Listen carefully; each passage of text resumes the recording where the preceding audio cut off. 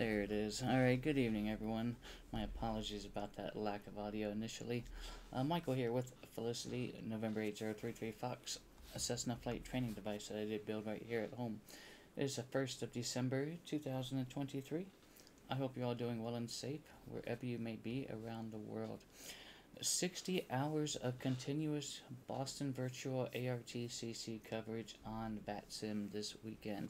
We're going to go ahead and take advantage of that and hopefully, not necessarily all tonight, but hopefully complete the rest of our Wings rating series on the Boston virtual network there. IFR-23 and 24 are left. We're going to focus on IFR-23 this evening. Has to do with circling approaches, which we're going to discuss a little bit more about that. But one thing I will bring up is that looking at the flight briefing, we are going to be flying our simulator at night. So you may experience a little bit of glare, a little bit of artifacting just through the four displays kind of reflecting off of each other, and I do apologize about that. But since our lovely ATC controllers are anticipating live time and weather, we may as well go ahead and utilize live time and weather. So without much further ado, let's go ahead and brief and discuss the IFR rating in a bit more detail. In order to do that, I'm going to go ahead and bring up the Boston Virtual ARTCC's website, and we'll take a look at the rating and what all it's going to entail, and kind of break it down and see what we need to do in our 172 in order to accomplish this rating. So bear with me just a moment and I will go ahead and share my screen with you.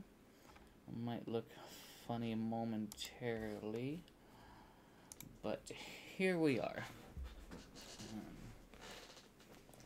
Wings IFR-23 discusses circling to land.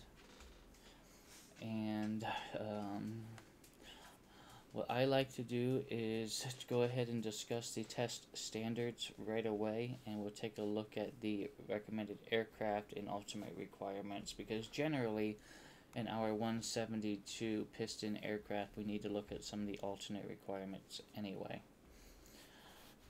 But first, test standard over here on the right hand side, we're going to depart the VFR or IFR appropriately from any airport within the Boston virtual airspace.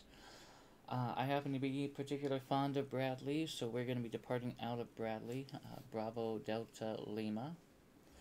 And then the second test standard, at an appropriate time, obtain an IFR clearance to Oscar Whiskey Delta. So that's our fixed airport. That's where we need to go. There's no kind of around that. That's part of this rating, is flying to that specific airport. And correctly flies an approach appropriate to that specific airport. Take a look at our aircraft. Fast piston or turbine would be suggested, and then obviously we've flown all of these in our Cessna 172, so that's what we're going to continue to do. So rating can be completed by departing from any airport within the airspace and landing at Oscar Whiskey Delta. Alternate requirements for non-RNAV aircraft. RNAV is not required for this flight. Non-RNAV aircraft will be able to complete this rating as published. We happen to be RNAV capable in our 172 Foxtrot. Simulator specific material. For this flight, pilots should use rear world time. So that's what we're planning on doing. It's going to be a night flight in our full flight simulator. ATC will use current actual time to determine whether or not the flight is conducted at night. So that's going to be important to consider, especially for any possible approach. There may be a restriction at night, some sort of nighttime restriction. We'll take a closer look at that here. Norwood has two approaches, both for one-way 3.5s, a localizer and an RNAV. First glance, these seem simple enough, but this seemingly innocent airport has a few tricks waiting for the Wings pilot who is feeling a little too confident in being only 2 flights away from completing the program. B-Pain 787, it's actually slated for the 9th of December. So it hasn't actually occurred yet, but we did do that practice flight and it went well. I'm hopefully that the weather is sufficient enough for the VFR flight out there. DreamNid, hello my friend. Yes, thank goodness it is Friday. Welcome. And B-Pain, welcome. Pleasure to see you again. So 2 approaches at this particular airport. There's a localizer and an RNAV approach. We'll start with the localizer approach. Actually, let's just look at the approach plate itself. And then we'll kind of compare the approach plate to what we look at, to what we're going to look at here. So let me do it like this. Let's go ahead and bring it like that. And let's just go ahead and look at, let's look at the RNAV approach. We have that fancy 430. We may as well use it.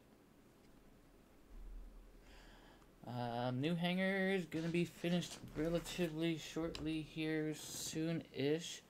In fact, here, let me go ahead. I'll try and do it like this. Let me go ahead and just select. See if I can't just send these over. And I'll give you a sneak peek real quick.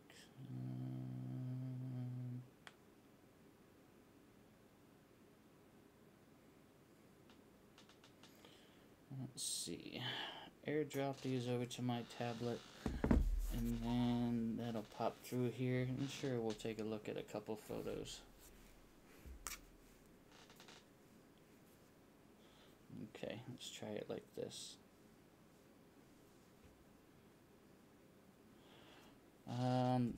Just put down the most recent layer of floor leveling compound. This is being, my new office FBO hangar is being built in my garage. So I just, and the house was built in the 50s. The slab was horrible, but the 10 by 14 or 12 by 14 room here, took about. Well, I put some mortar down first in the heavier lower areas, and then about 5 or 6 bags of that self-leveler stuff. It should work out sufficiently for a vinyl floor covering of sort that I'll put down. But it's coming along. Ceiling's done.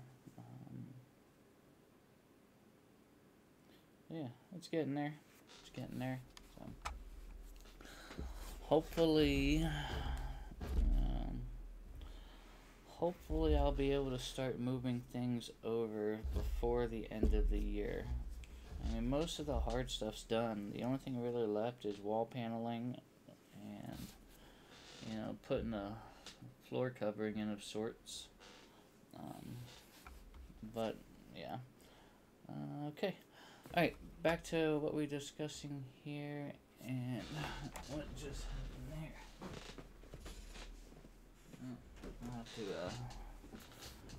restart the simulator there.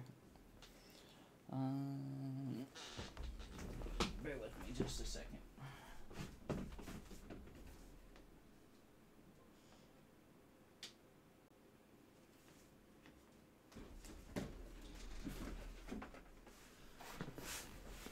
It's very odd that Windows would actually do an update and restart my computer.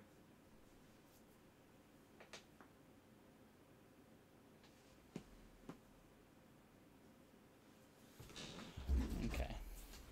Alright, I'll have to get that reconfigured here in just a minute. What am I doing here?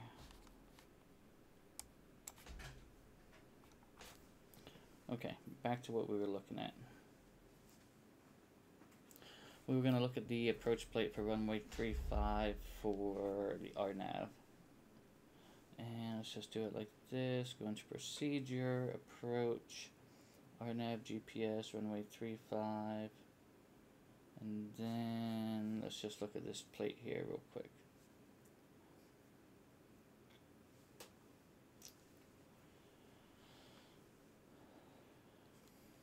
coming from our direction,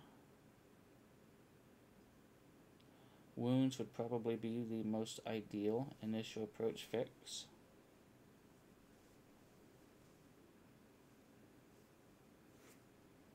Initial fix, I should say.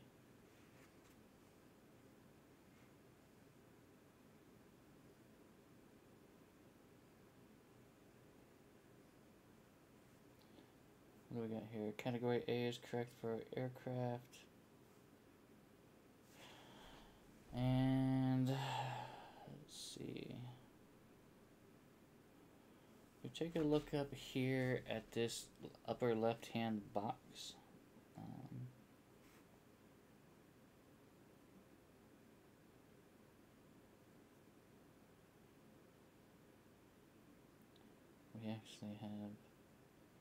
We actually have LPV.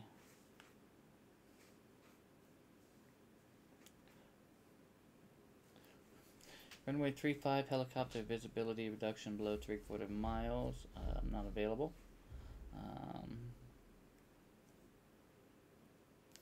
For NOP ALS, increase LPV all categories visibility to 7/8 visibility.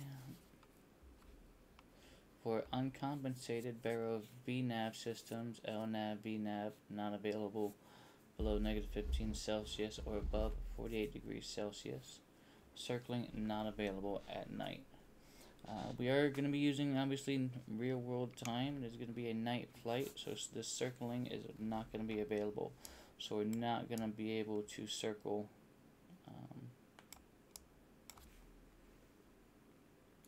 circle to land the opposite runway 17 if winds were favoring runway 17. Let's take a look at the ILS for runway 35 and see if that's going to be any different as far as fixes go.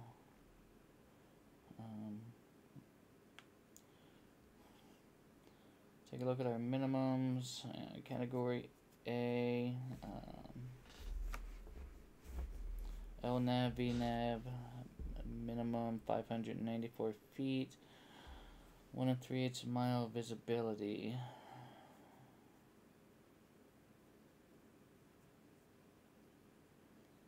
We could look at the circling figures, but again, that's not going to apply for this particular approach. What about the ILS?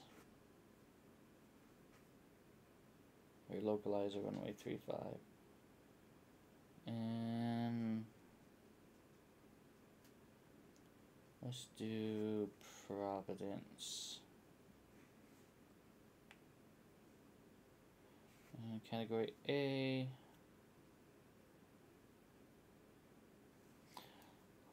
Alright, if we look here, localizer with Dickey, Delta Igloo Kilo Echo Yankee, or localizer without Dickey. I'm looking at the left hand side here, and if we go over and actually look at our plate, Dickey is identified here. Dickey fix minimums. What's Dickey look like on our actual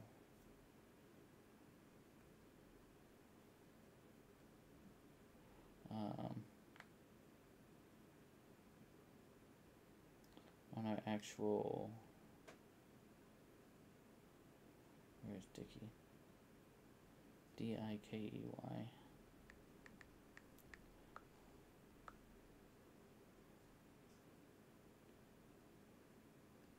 Okay. Let me hide this plate now, and I want to see.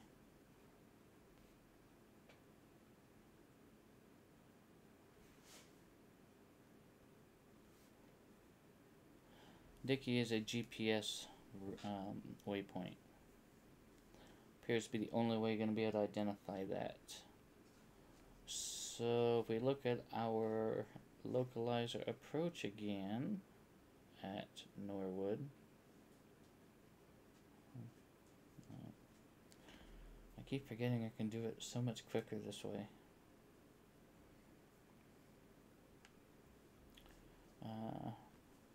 With Dickey or with or without GPS. So I'm assuming that the approach is going to depend on, the type of approach is going to depend on, I don't want to say that. The minimums are probably going to depend on whether or not you can identify Dicky. And if we look here, let me just get rid of this real quick. Now that we know where Dicky is at, we can get rid of that. And I want to look at that approach plate again. Let's go ahead and try the localizer approach. WestJet, hello my friend, how you doing? It's going fairly well so far. I'm still kind of scratching the surface of this rating. We've already established that it is nighttime. We're not going to be able to circle to land. We're going to have to take runway 35 if we're using an instrument approach. They may assign us a visual based on the conditions when we get there. But right now we are briefing the localizer approach with Dicky into Norwood. So if we take a look here, we are again category A.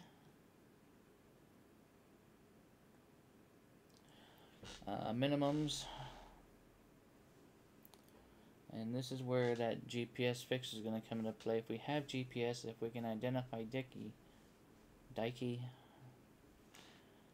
minimums are 500 feet, 3/4 mile visibility. But if we cannot identify that, you know, if we were slant alpha, slant uniform, slant Sierra, and then we'd have to go with a minimum of 580 feet.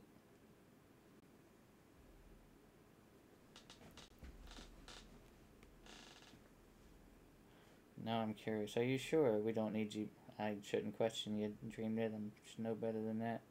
But how else can we identify? Well, okay. I guess DME. That could be a possibility. If Dicky has a DME from off the localizer. Okay.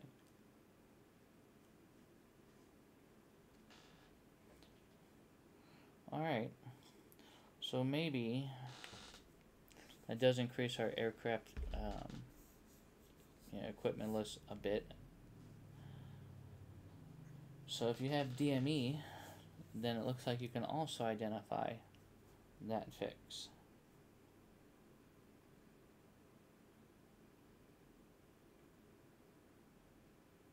Which in this case looks like it's 2.5 DME from the localizer.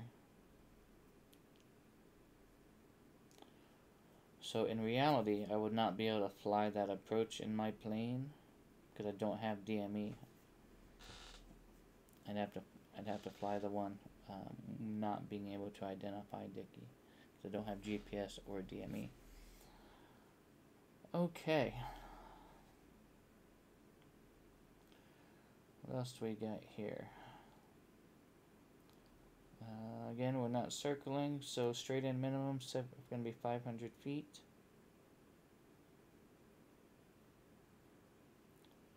And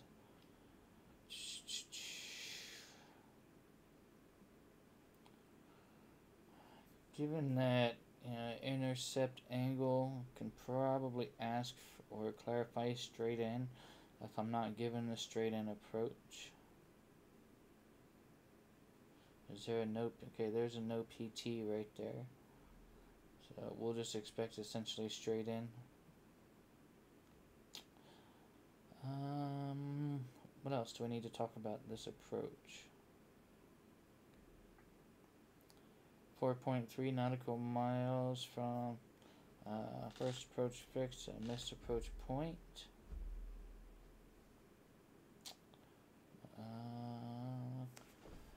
Okay, I think that's essentially all we need to discuss about this particular approach. Whether it's going to be the ultimate factor as to whether this approach is going to be favorable for us this evening. So, let's go ahead and plan us a route now that we know which approach that we're going to get, or we're going to request. Let's see if we can come up with a valid IFR route to get us there. We have this Tango route T300. We could follow that down to the Norwich VOR.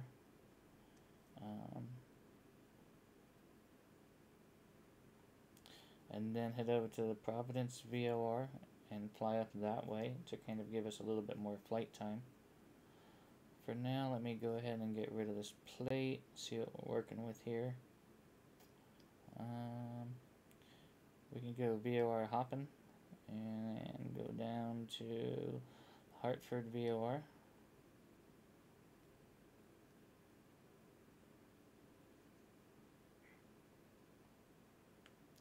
And apply that Victor route and start the approach from Providence. We can maybe look at doing that. Let's take a quick look at our radar, see what type of weather might be in the area. That might kind of help us decide what route we want to go. Yeah, doesn't look too great either way. We can go north, but then we have the Boston Bravo we need to kind of contend with. Yeah, this way we can kind of stay south and maybe stay under that Bravo shelf a bit. Even if we go direct, we're still looking at some weather. So with these particular waypoints, and we got a distance of 105 nautical miles. We can probably fly that route this evening.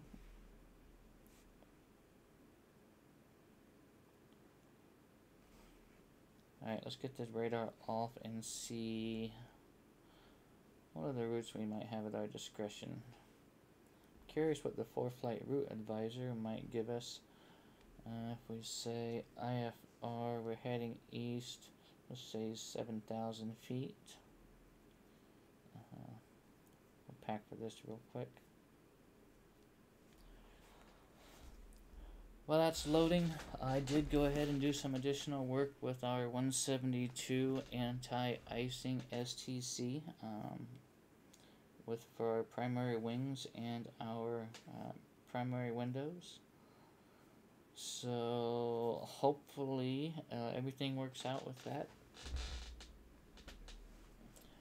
What I kind of am thinking to myself is maybe there's an actual physical, logical difference between, anti-icing and de-icing. If it's defined as anti-icing window heat, maybe by the time I'm already iced over, it's too late to put that into effect and have it actually remove the ice and maintain visibility.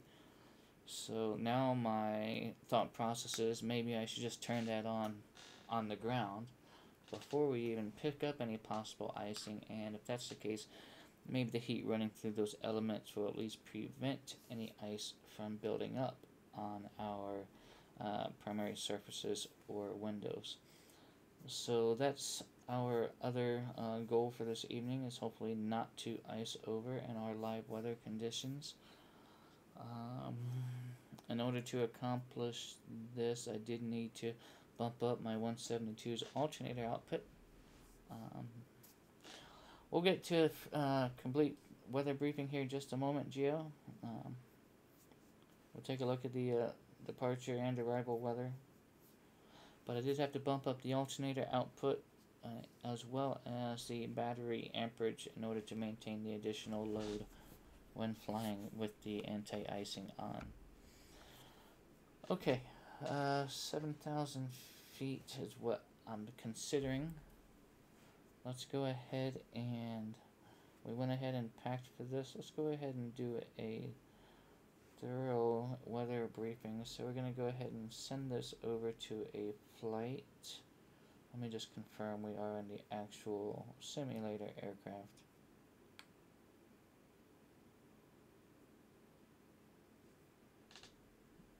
Okay.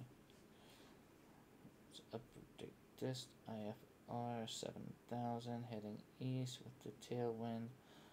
Okay, looks good there. And let's send this to a flight.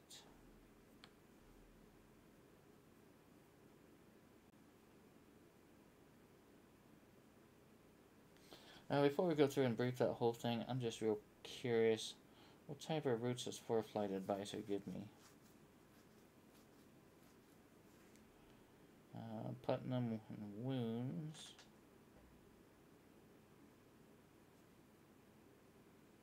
That's recommended 7,000. Putnam Wounds. Cleared over a month ago.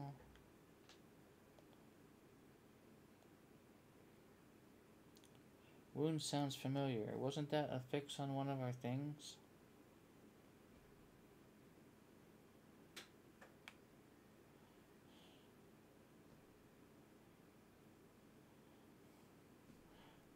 Alright, let's see. Wounds is, okay, right there. So I guess that could work. We could just do that.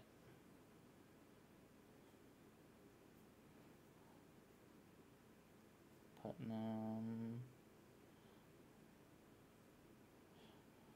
And then we're clear the Charlie altogether.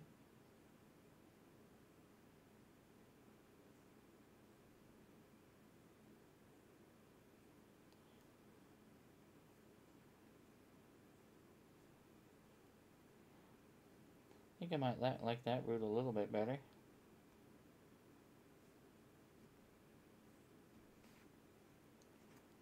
Let's repack. Yeah, let's do this route. It's a little bit shorter, and in my experience, it's probably going to take us twice as long. 7,000 feet, that looks good, that looks good. Okay, now let's send this over to a flight. And then we're going to go ahead and brief this. And ForeFlight's pulling all of its weather information from relevant FAA approved weather sources. IFR airmets, TFR restrictions. Let's see what we have. This is kind of a rear world thing.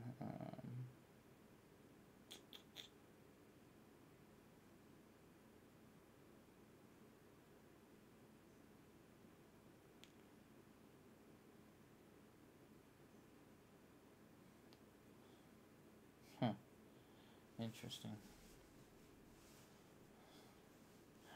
IFR airmets.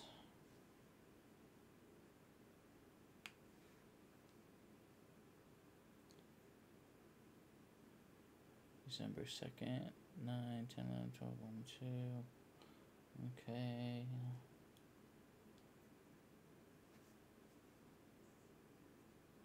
It's not really giving me much of anything though.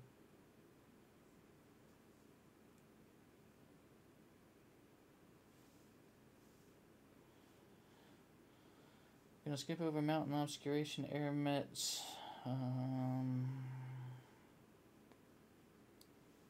Icing airmets. Let's take a look at this.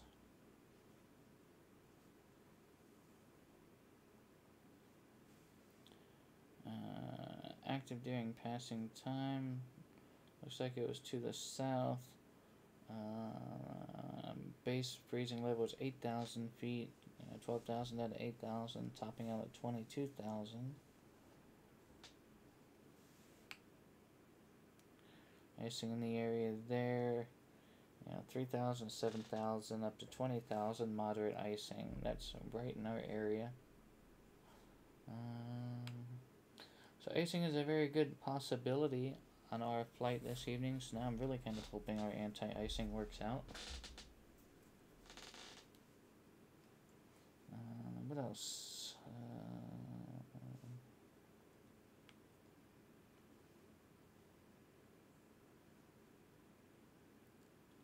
2,000 to 7,000, topping out at 19,000. A lot of icing airmets in our flight path this evening. Hopefully we'll be able to make it through this unscathed.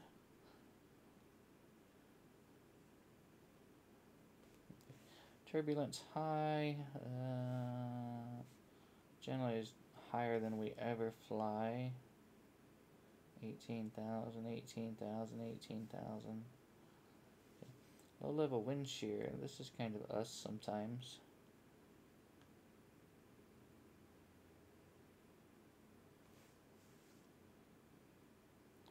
The possibility of some wind shear. Take a look at our surface analysis. We can kind of see over here. It's kind of a mix of a high and low pressure system in the area. All that precipitation there.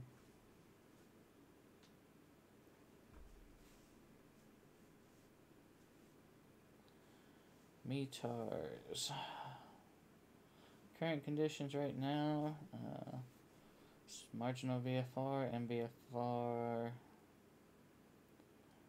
IFR, MVFR, VFR, VFR.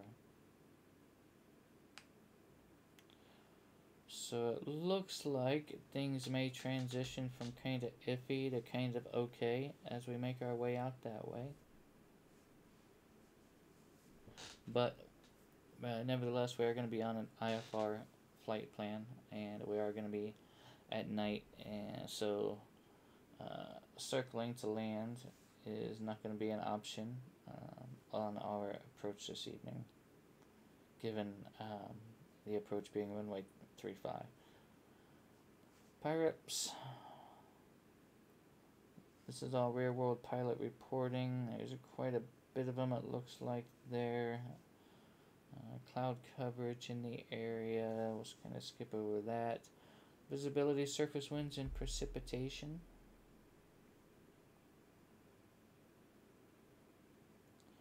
I mean, it's certainly not the most ideal day to fly a GA plane, especially a light one like our 172. But we are going to give it a go in live weather. Terminal area forecast. This is kind of stuff that can happen as we're flying along. What could happen. And as we're looking, still a lot of marginal VFR, IFR.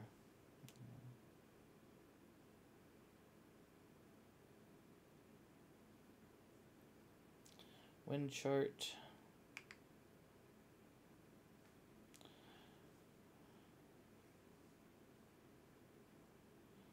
It looks like a bit windy. Wind kind of starts at the top of the flag and blows towards that black ball at the bottom of the tail there. It's kind of confusing to me, but I guess that's just the way it works. But as we can kind of see, we have that very, very heavy tailwind that's actually going to push us quite along. And we're going to have a relatively decent cross tailwind landing runway 35 into Norwood, so that's going to be interesting as well. Vertical cross section chart is one of my favorites. The blue line is our flight path, that's our altitude. The green is our terrain. It kind of gives a scale, and it's got wind speed and temperatures here as well. Kind of a very good overview. If my blue line was very close to that green, I'd want to reconsider my altitude, especially at night, especially IFR. But that looks good there.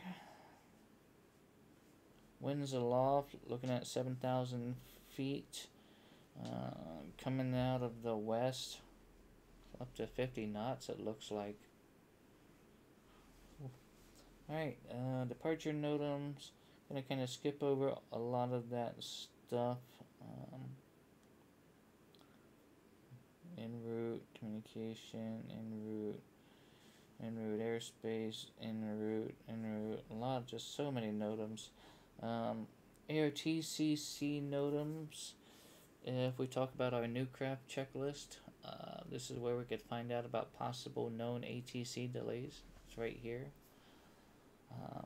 So since we were talking about new craft, let's go ahead and give our destination airport a good new craft NOTAMs. Again, we're going to kind of skip over. That's a lot of real world stuff that doesn't necessarily apply to VATSIM per se. but we could take a quick look. Taxiway echoes closed, and they may tell us that. The ADAS might tell us that. Approach lighting system out of service at Norwood. Okay, it could be good to know, especially on a dark day. Unfamiliar airport there. Weather, we discussed briefly. Light rain right now. Temperature 8, dew point 5.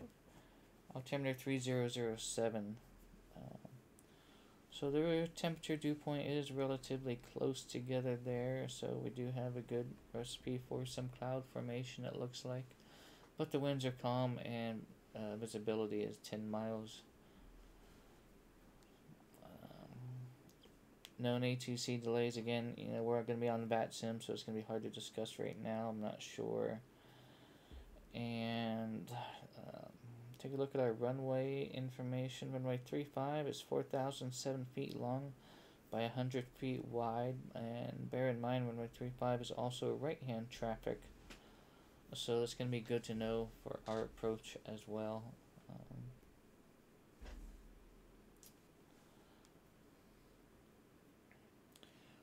Let's go ahead and pick an alternate airport just in case something happens and we can't get into Norwood. Let's find somewhere else that we can go. Boston, that's going to be kind of difficult, I'm sure. But we're going to want to consider something that has an approach as well. So, what does George Harlow Field provide us with?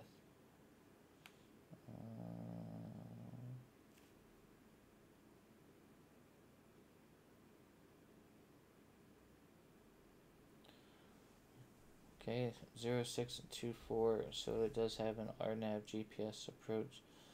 Golf Hotel Golf is going to be our alternate.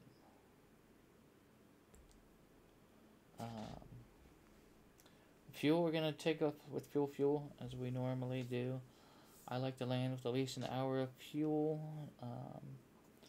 but with the tailwinds and the distance, less than an hour of actual cruise fuel. Fourth flight is calculating about 6.6 gallons of fuel burns with an astonishing 31 knot tailwind. We do have a distance of 84 nautical miles to cover. Flight time right now, again, is being calculated at less than 40 minutes. That does not include, again, any sort of departure delays or anything like that. Anything else that we need to discuss? Okay, so there's a tentative route. There's a tentative approach. We selected an alternate. We took a look at the runway, fuel requirements. We're going to have plenty of fuel to make this flight. And takeoff and landing performance. Again, about 4,000 feet long runway. However, we are going to be unfamiliar with it.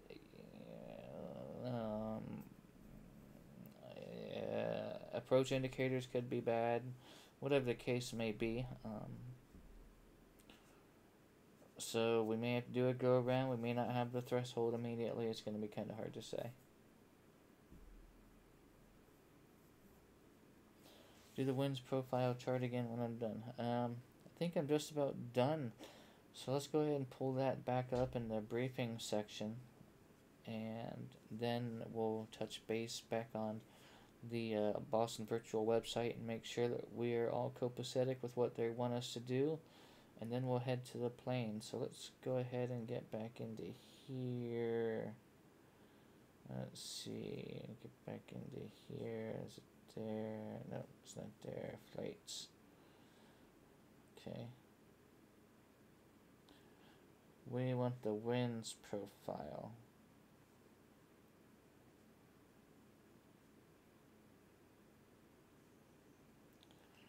Alright, DreamNid. I think this is what you're looking for here.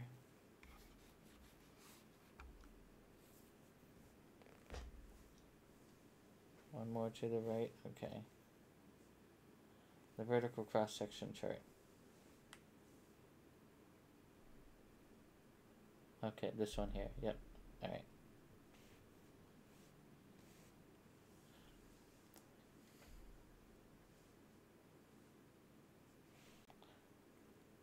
These ones on top, aren't these like the nope symbols? Nope, shouldn't really be around there. I'd have to look at a legend to actually determine what those symbols on the top are. I know that my long bars are 10, my shorter bars are 5.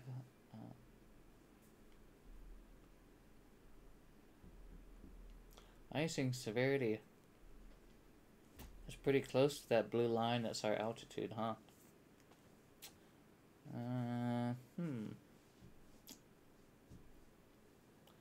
Perhaps we should reconsider our altitude.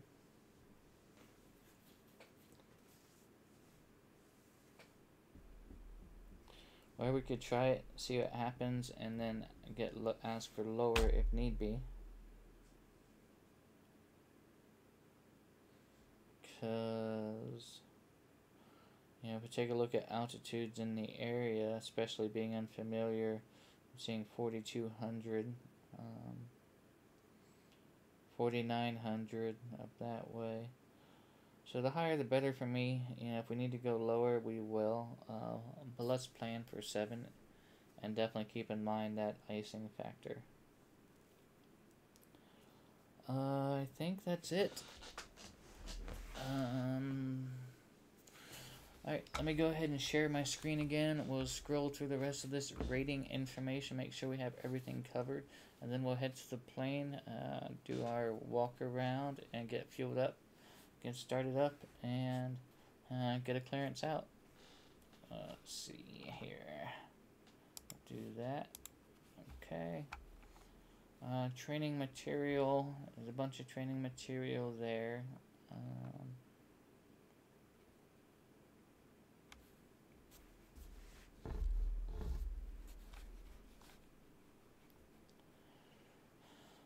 Contact approach. Let's see.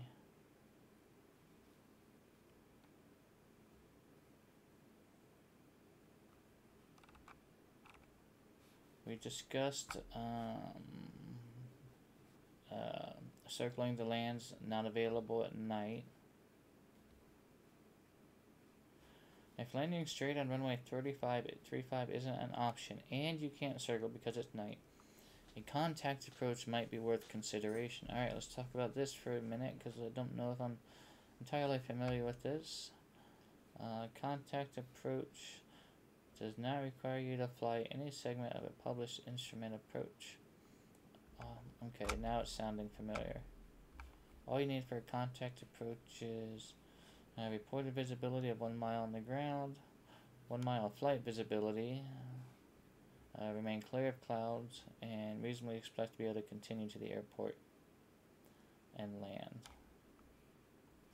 You don't need to have the runway in sight, nor do you have to fly a published instrument approach procedure.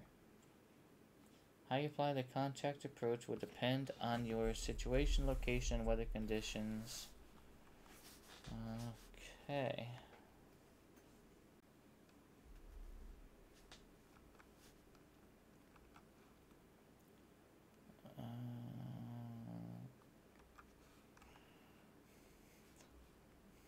Okay, the contact approach is an option.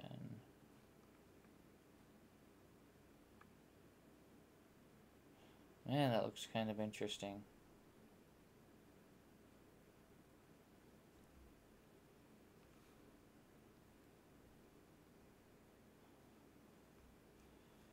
A second option would be to request to join one of the instrument approaches first, then fly the contact approach to land on runway 17 from there. Since you technically can't circle, maneuvering to land on runway 17 will not include the terrain protection you receive on a circling approach. However, if the reported ceiling is 1200, there's a chance you might have enough visual reference to maneuver and land on runway 17 visually. M. Stein, hello my friend, and there's a lot of trees surrounding Oscar Norwood. That's definitely good to know then.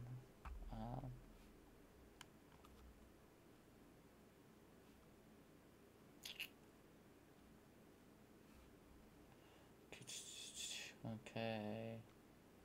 Well, again, we're not going to have... Let's see. You might request vectors for the RNAV runway 35 approach, but advise ATC you plan to request a contact approach once established on the approach. Then as you become established on the approach and are clear of clouds, you would request a contact approach from ATC. You'll need to make the request early enough in the approach so you aren't stuck waiting for a clearance on short final. When you get it, clearance for the contact approach would authorize you to fly whatever routing you'd like in order to maneuver and land on runway 17, provided you meet the requirements of the contact approach as outlined above. So what I heard from all that is fly the RNAV approach runway 35 into Norwood. Let's see, what else do we got here? Landing visually, again it's going to be night, unfamiliar with the airport.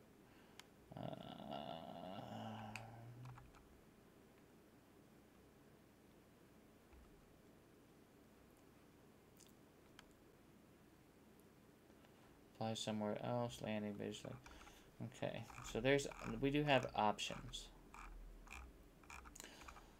Alright, I think that's it. Let's go ahead and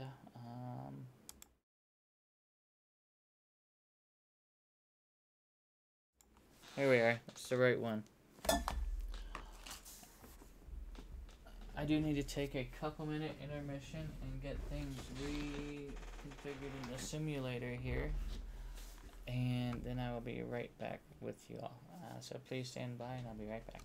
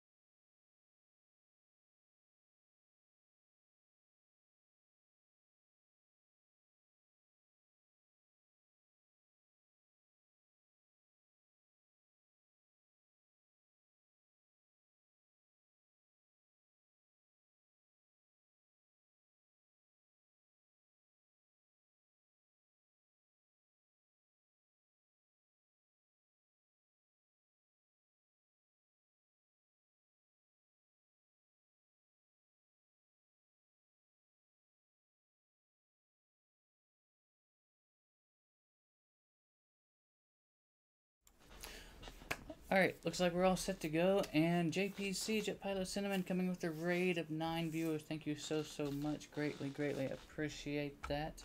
Alright, so we're ready to head to the plane. Everything's back up and running. One thing I did forget to mention, we're going to be testing out for the first time the new instructor station by FS Controls. We're in the demo version of that, but I do have that running on the slave computer, and we'll be accessing that through our iPad throughout the course of the flight, periodically perhaps. Alright, I'll see you over at the plane in just a moment.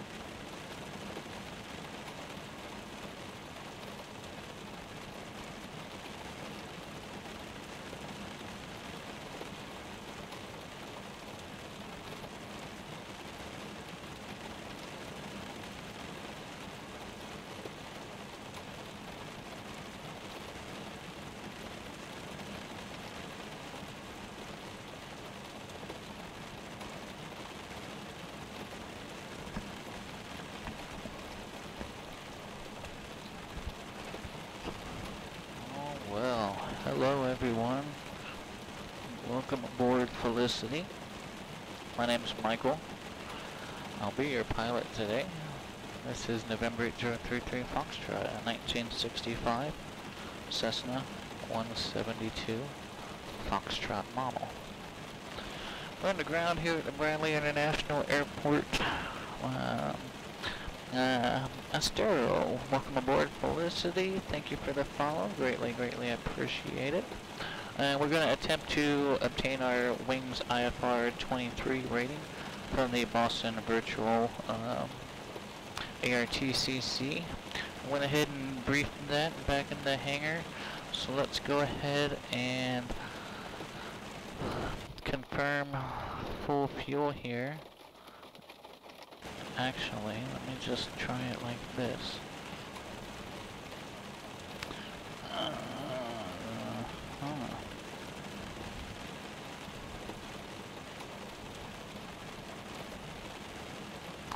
So this is our instructor station. So if I go here to aircraft, aircraft status, this is what I want. Where do I adjust my fuel load? Let's see. Fuel. How about that? Where it says fuel load. Fuel all tanks. Let's go ahead and set that to 100%. Now, let's go ahead and confirm this change. Customize payload. Huh. Alright. All tanks. 25%. Let's confirm this. what we're doing is we're confirming proper operation of our instructor station. Huh, 25%. Alright, so let's bring this back to both. You see, here's the thing. Austin Myers developed it as an instructor station, but here recently it hasn't been working with the X-Plane recent release, RC1 of 12.0.8. Just won't connect properly. And then I started doing some research on, well, we'll talk about that in a minute. But yeah, so that works there. Alright, so we got full fuel. Okay, let's go ahead and get some stuff on here. Let's get some lights on. Let's go ahead and do that stuff. Let's get some clappers down. We'll do a walk around real quick and try not to get very wet. It's going to be kind of real quick. Baggage door, yep, that's secure. Yep, rudder cable, okay, elevator, it's good there, yep. That stuff's working, anti-collision and beaking, rudder cable's tight there, BVAR antenna's in place, flaps are tight, strobe on the right with the green, aileron's working, right main looks good, front main looks good, exhaust is secure, strut is nice and tight there, prop and spinner look decent. Static source is free and clear. Pitot heat is warm to the touch. Let's get that load off. Taxi light and landing light both working. Let's get those loads off. Red on the left with the strobe. Let's go ahead and get those loads off as well. Left flap is tight. Left main looks good. And fuel caps are installed and streamlined. Let's have a seat back in the plane and get our master back off for now. Alright, walk around is done. Let's go ahead and connect to the VATSIM network.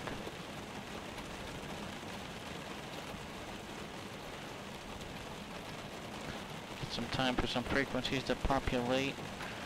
And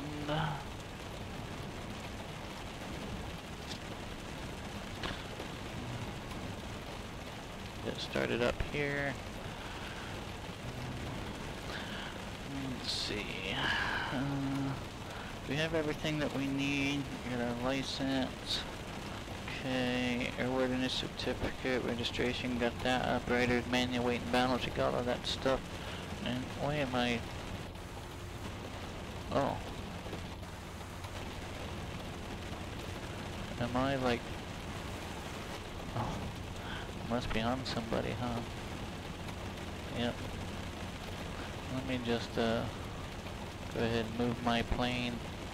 I don't know if I spawned on somebody or somebody spawned on me. Whatever. Nah, I probably spawned on somebody. Yep, it's most likely the case. Okay, there we are.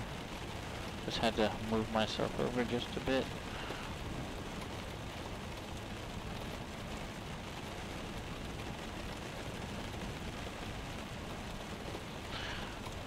Okay, okay, so we're legal to fly and got that stuff. Quick safety briefing. Seatbelt works like the seatbelt does in your car. You got a male portion of the buckle, slides into the female portion. When you hear the firm click, seatbelt secure. Push the big orange button to release the seatbelt like you would in your automobile. 2 air vents in the plane, upper left, upper right. You can rotate them up or down or slide them in to disrupt the airflow. Please don't point them directly at your face. The air brushing past a microphone you're wearing will interfere with the intercom and headsets. But you can't really turn them off. It works on RAM areas. So you can rotate them up or down or slide them in to disrupt that airflow. Fire extinguisher is located directly behind us. It is type BC. We'll handle anything we might run into here in the plane in that unfortunate event. You would exit the plane the same way you got in. That door on the right over there opens outward. Door on the left over here opens outward. And then you know, the door is closed by pulling them until they latch there. While we are flying, feel free to go ahead and you know, talk out loud, talk to me. If you do happen to see other airplanes in the sky, I do love hearing about them, so feel free to tell me about any traffic you might see as well. Maybe a time when I need you to remain quiet. I'll hold up one finger like that. Please go ahead and refrain from speaking until I'm done, most likely talking with ATC. go ahead and get things started up if you don't have any questions at this time. We are going to be on a night flight, so I'm going to be doing a little bit of transitioning to some night lighting for our flight, simply to maintain, you know, proper visibility of my eyeballs.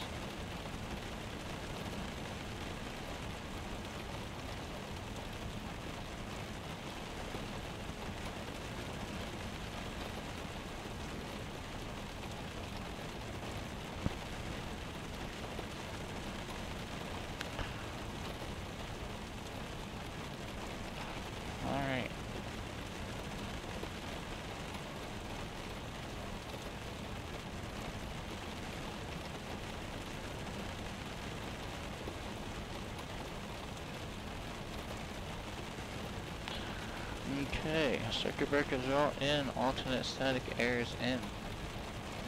We are on our start checklist. Let me get scooted up. I can reach the flight controls. That feels good. Avionics are off.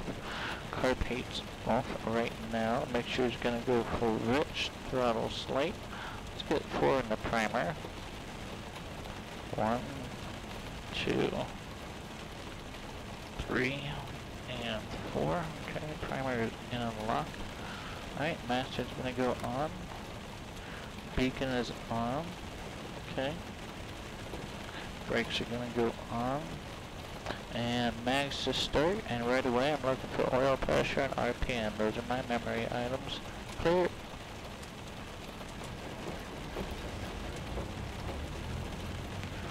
Okay. We do have RPM, oil pressure's in the green. Let's go ahead and get our landing light on for safety so that we can be seen. And let's see, I'm going to lean us out just a little bit.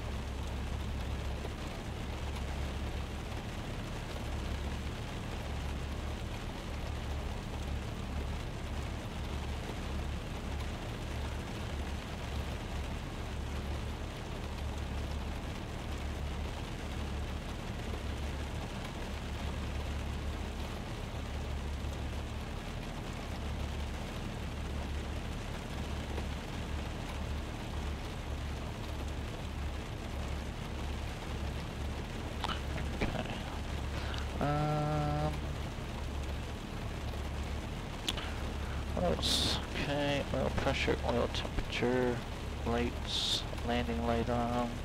Alright, that does complete our startup checklist. So we're moving along to our pre-taxi taxi checklist. But before we do that, I want to go ahead and get our flight plan filed on the VATSIM network. And our route was Putnam Williams.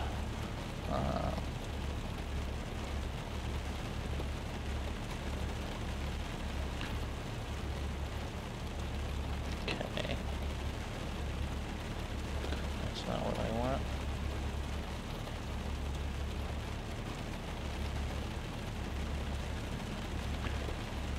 Number 8033, Foxtrot, IFR, we're type 172, lightweight category.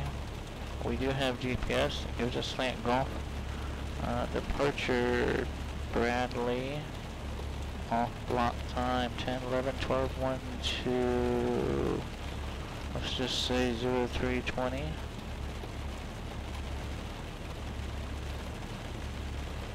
Altitude 7,000 initial. Airspeed. We'll say 90 knots. Arrival. And that was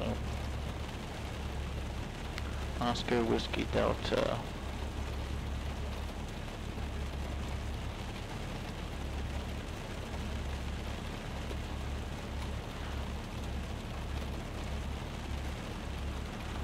Putnam Williams.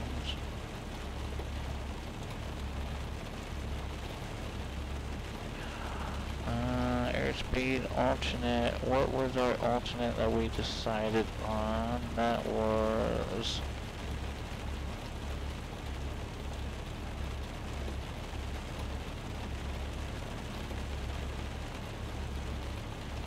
That was, where was that alternate at?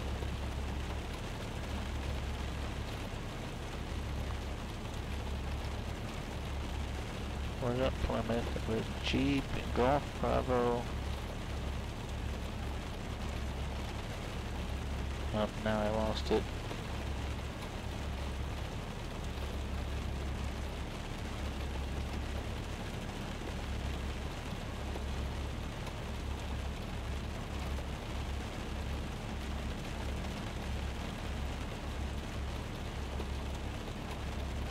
This one, GHG, Golf Hotel Golf. That's our alternate. Golf Hotel Golf en route time, let's just say 45 minutes-ish. Fuel endurance we have. Well, currently we have maybe 3 hours and 50 minutes of fuel on board. Route details, Putnam and Wounds. And then remark, gonna put the Twitch channel, because I like to.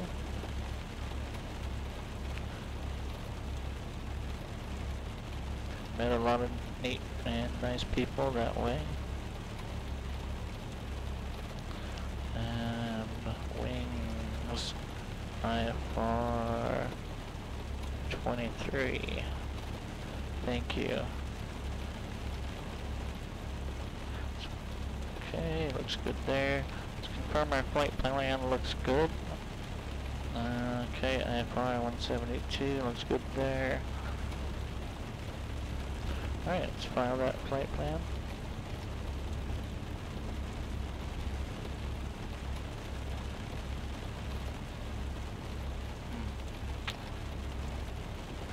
And it did not say it filed successfully.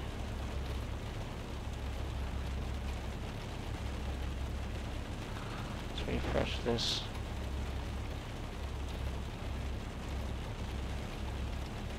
In fact, let me just re-sign in altogether.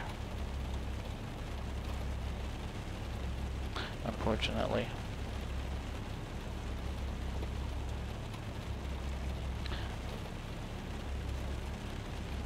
Okay. 172. Lightweight category. Equipment golf. Departure. BDL.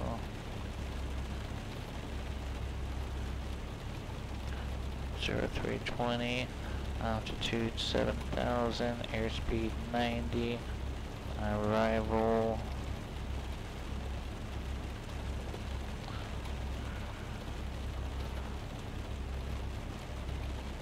dang it.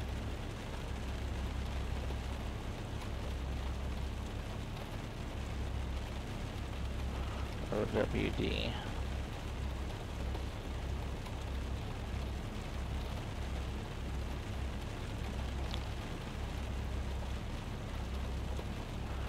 Route time 45, fuel endurance 3 hours and 45 minutes.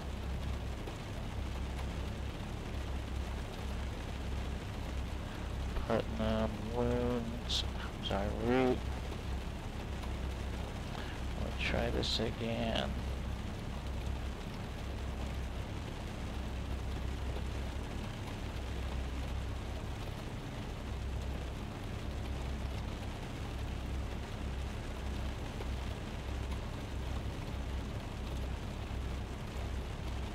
Wings, IFR-23, thank you.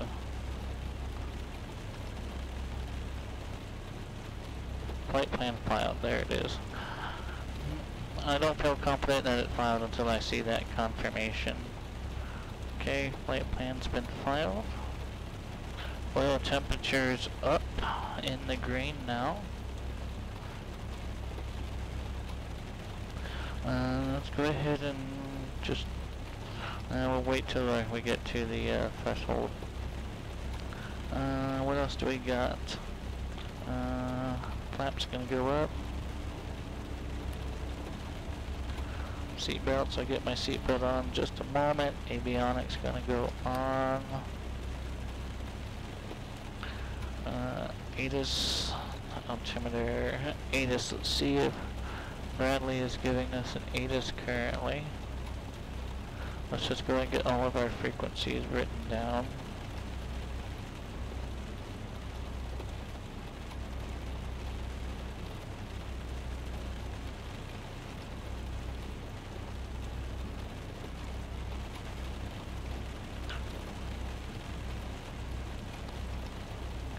Bradley ATIS is 118.150. Bradley ground 121.9er.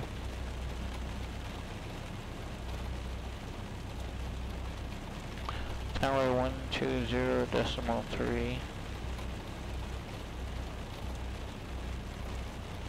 And is there an approach?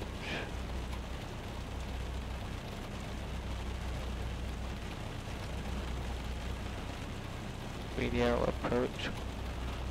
There's only one. Oh, there's two of them. Okay, they'll likely assign me an approach or departure frequency. Alright, so frequency wise, that's what I need right now.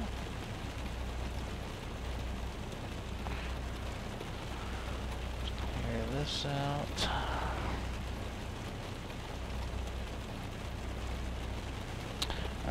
We filed a flight plan. Okay. Frequency 8 is 111.5.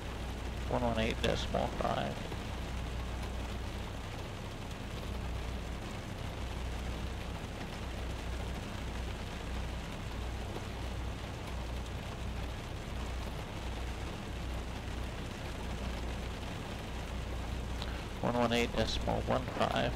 Try that. Kilo Bravo Delta Lima Airport information Charlie 0051 Zulu weather wind 118.15. Bradley International Airport HS information Alpha 0251 Zulu. Wind 180 at 6. Visibility 6. Light rain. Mist.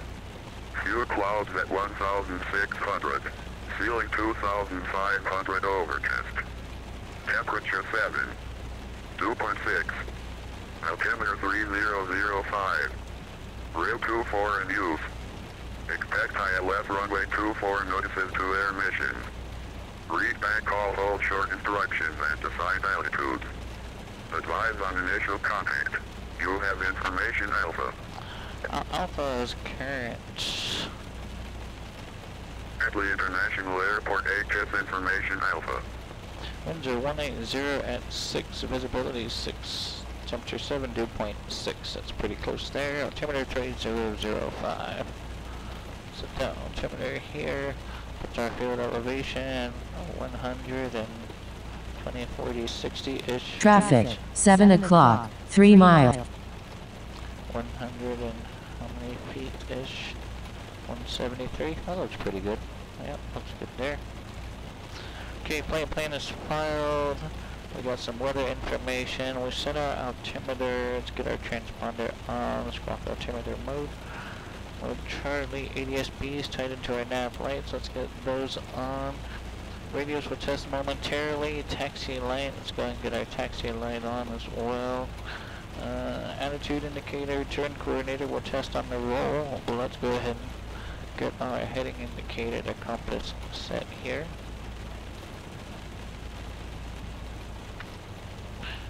Okay.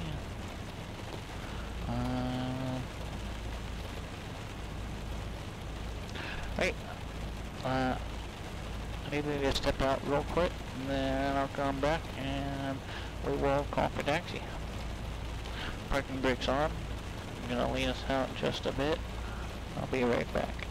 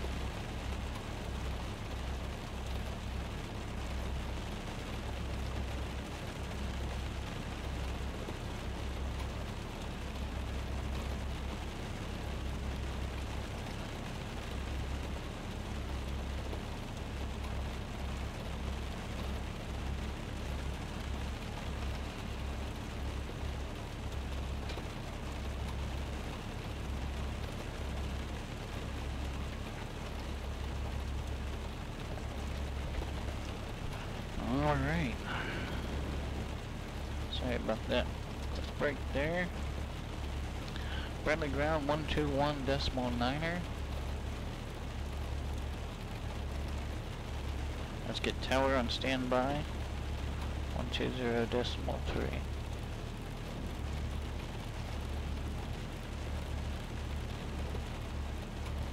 What?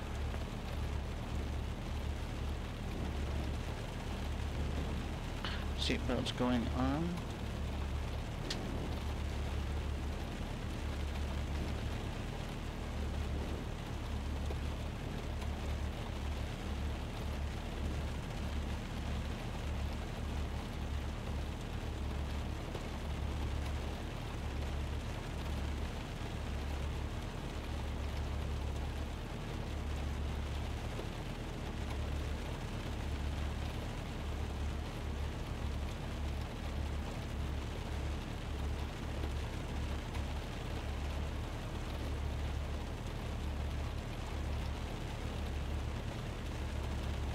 Norwood.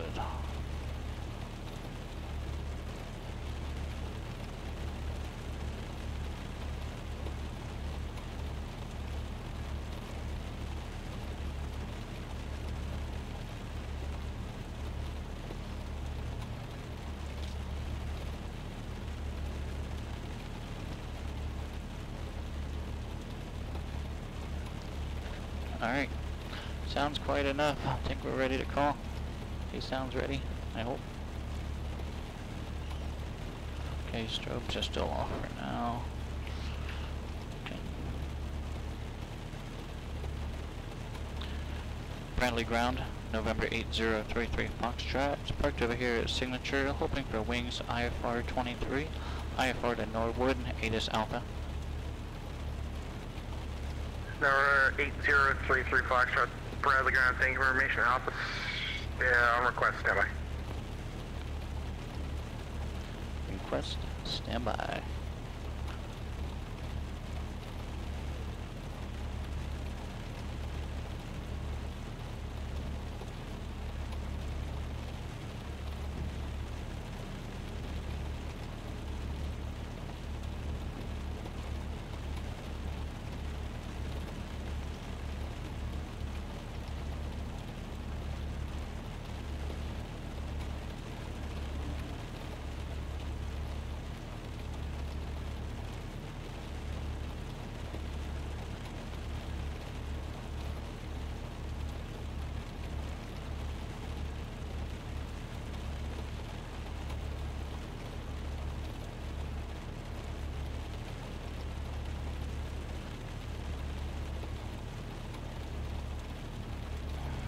Outside temperature right now, 6 degrees Celsius. It is raining, got visible moisture in the air.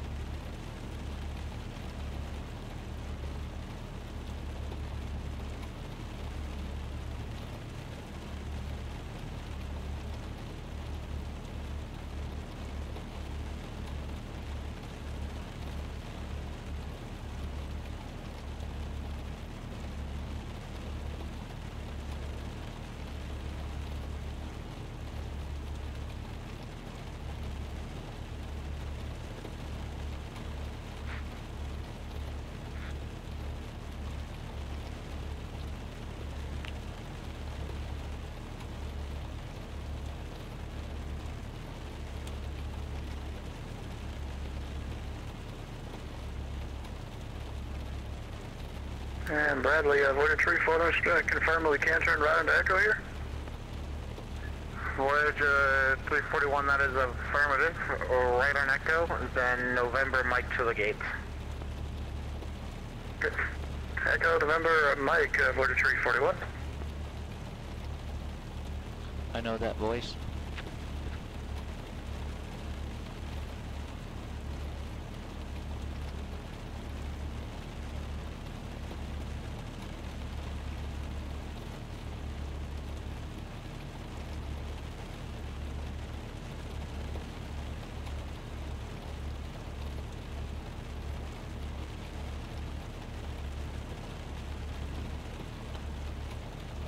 Well, if you're just joining us, we're sitting here waiting on our clearance out of Bradley for Norwood.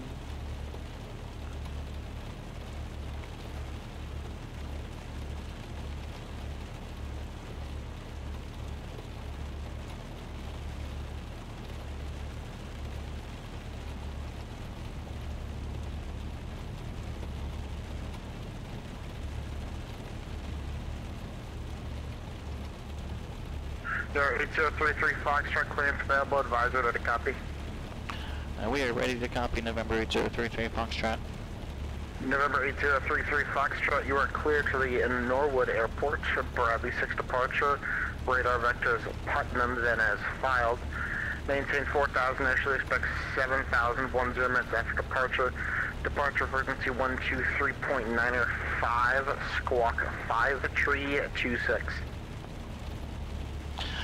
Clear to the Norwood Airport, via Bradley 6 departure, radar vectors Putnam, then as filed. Flight 4,000, 7,000 is after 10, departure is 123.905, squawk 5326, November 8033 Foxtrot. November 8033 Foxtrot, read back correct, advise this frequency ready to taxi. We'll advise when ready, November 8033 Foxtrot. Alright, Bradley 6 departure, then radar vectors Putnam, then as filed. Let's go ahead and take a look at that Bradley 6 departure, procedure, departure, Bradley 6.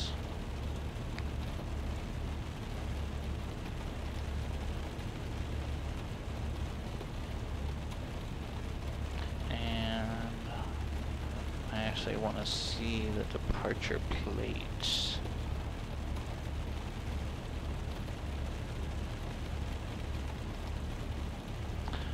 Okay, initial departure heading. Okay. Expecting runway 24, climb heading 238, where's assigned, that's okay.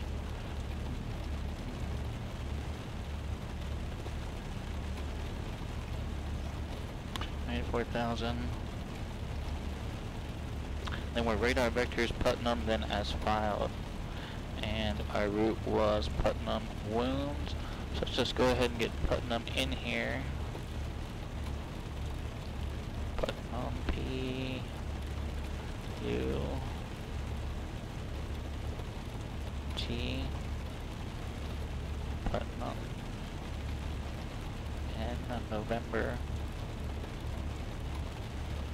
Mike, not to be confused with Putnam VOR. Okay.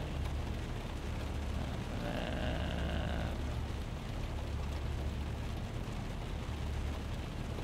flight plan.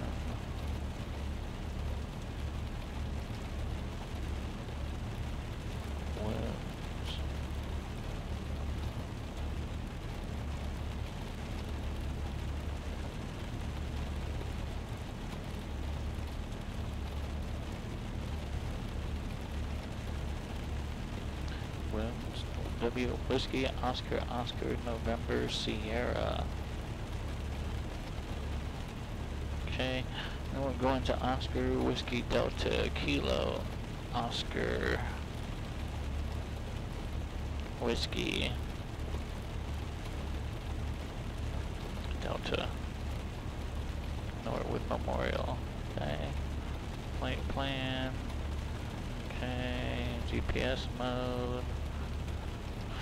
We're getting radar vectors. I always like to be kind of ahead of that, just in case we get a director. When he tells us director, for clear direct, whatever the case may be, we just put it in. Okay, so that's set, Okay, yeah, we are ready to call for taxi. Let's go ahead and departure is going to be 123.905.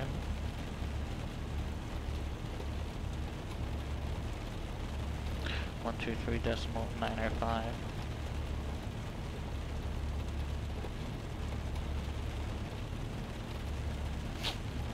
Alright, I think we're ready to call for taxi.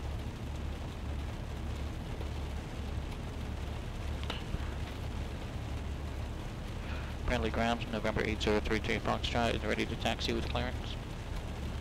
8033 Foxtrot, runway 15, taxi via Delta 2, Delta, Charlie, correction, Sierra 3. Runway 15 via Delta 2, Delta, Sierra 3, November 8033 Foxtrot. Alright, 33 Fox, correction, disregard.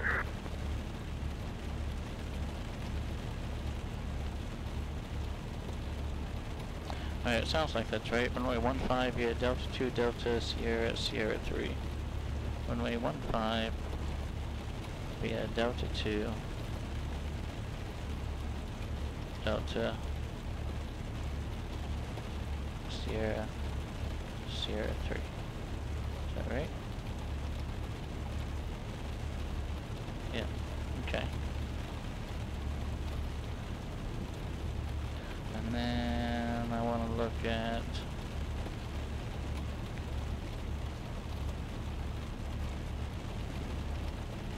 runway 15, climb heading 148 or as assigned. Okay. Delta, taxi route. That's what I want right there. Okay, here we go. Parking brake off. What happens if we go this way?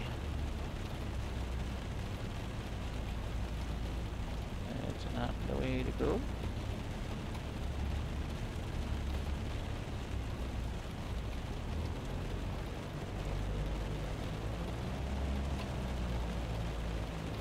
Alright, looks like this is the way to go.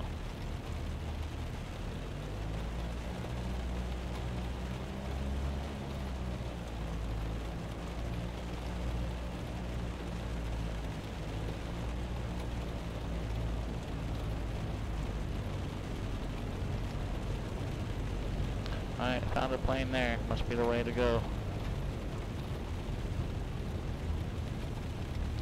Where's that? That's Juliet.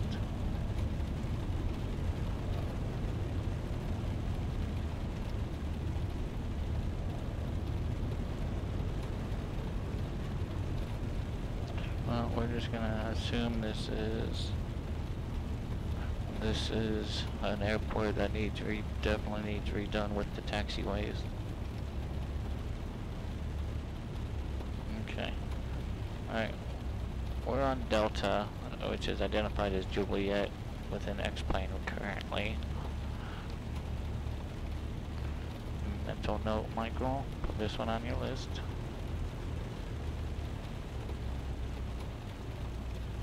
And I'll check it out. See if anybody has it checked out currently on the gateway. It's Bradley, it's a pretty big one, so it's a very good possibility it's already being reworked.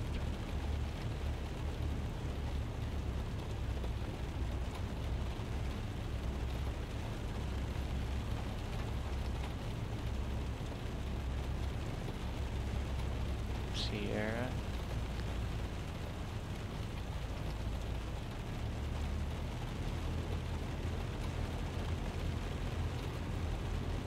Alright, 33 Foxtrot, monitor Bradley Tower 120.3, good day.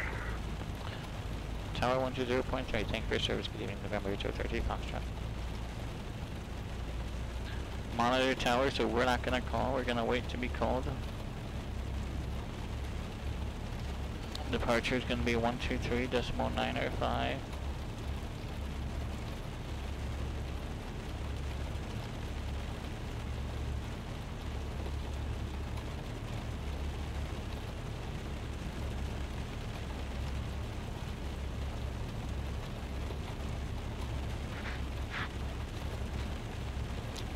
We'll go down here, kind of step off to the side and do a quick run up.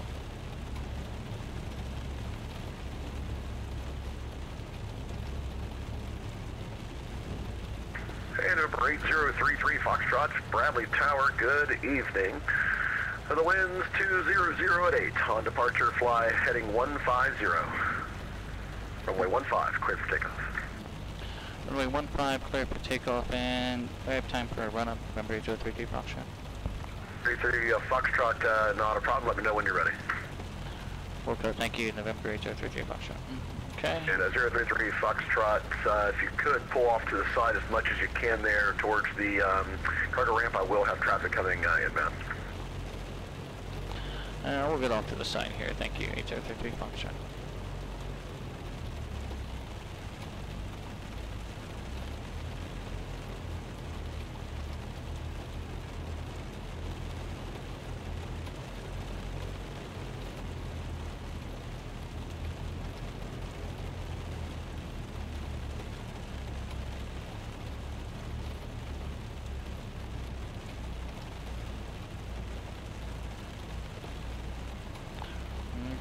running up checklist. Here we go. Brakes are on. Fuel's on both. Trim is set for takeoff.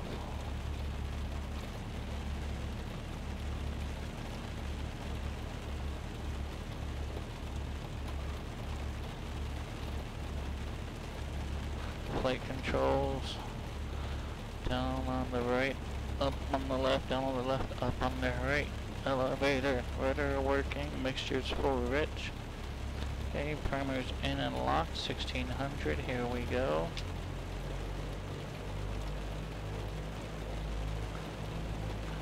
Left mag, there's a drop. Back to both. Right mag, there's a drop. Let's get back to both. Alright, let's get our carpet on. See how that does. Not much of a drop there. Okay, carpet off. There's a drop. Carpet's on. Alright, let's go ahead and just give it a blast. Okay. There it is, 2200. Let's just let it sit there for a minute. Carpet off. Alright, there's some power. Let's bring it back. 1600. Carpet on. Let's bring it to idle. Alright, we're running there. Carpet on. Bring it back up. Carpet off. Okay, let's go ahead and get our anti-ice window and wings on. There's our there's our drop, our amperage drop, but we've stabilized now. Looks like we're charging, we're good. Okay, let's go ahead and bring this back.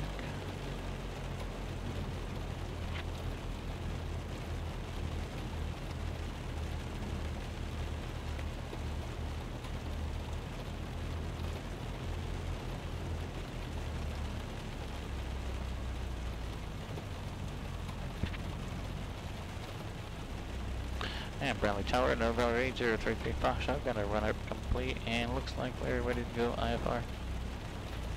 Rate 033 Foxtrot, give me just a second here. I want to see what the traffic behind you is going to do. Doesn't talk to you yet. And we'll just hold out here, November 8033 Foxtrot.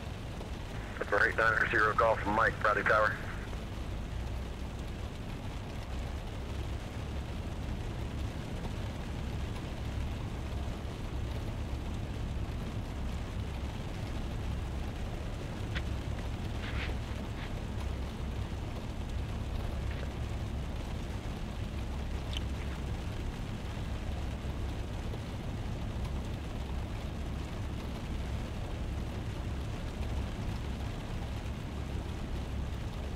So on departure, we're to fly heading 150. Winds were 180.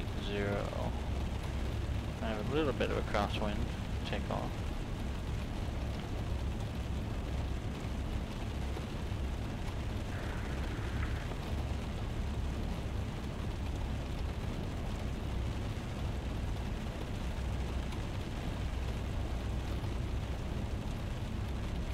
November 890 Golf, Mike, Bradley Tower. Good evening, Bradley Tower, November 890 Golf, Mike. 890 Golf, Mike, Bradley Tower, good evening. The winds 200 at 8 on departure, flight heading 280, runway 15, clear for takeoff. Departure, flight heading 280, runway 15, clear for takeoff for number 890 Golf, Mike.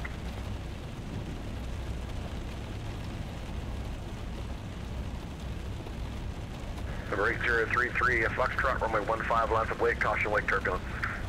Line up and wake, caution, wake turbulence, November 8033 Foxtrot.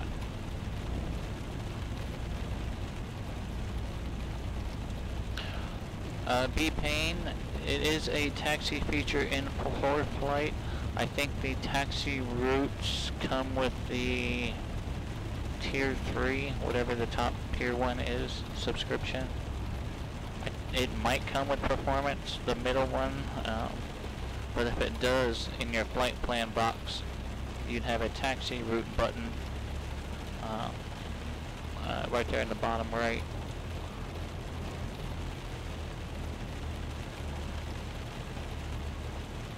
See where this guy takes off at. We're going to make sure that we're kind of airborne. Approaching runway 15. Before that point. Okay. Entered runway 15, 6,800 feet remaining. Strobes going on.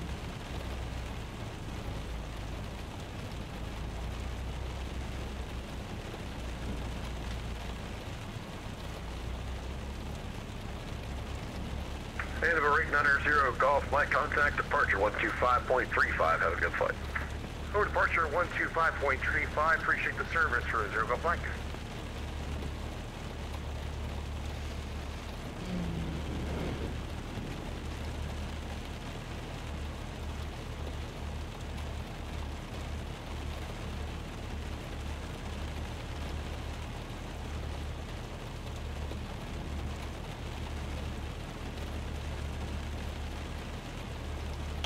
Airport diagram and overlaid on the map is also a good way to do it.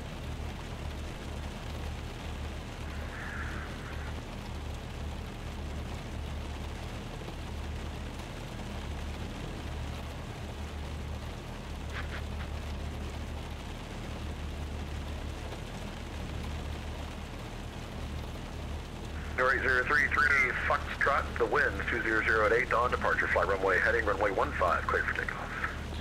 Runway 15, clear for takeoff. Runway heading November 033 Foxtrot. Alright, full power. Winds were 200, let's put some wind correction in there.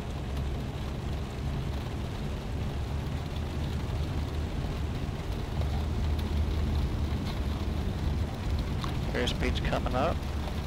Alright, there it is. She's ready. Let's let her fly. Rotate, positive rate. Stay over that runway.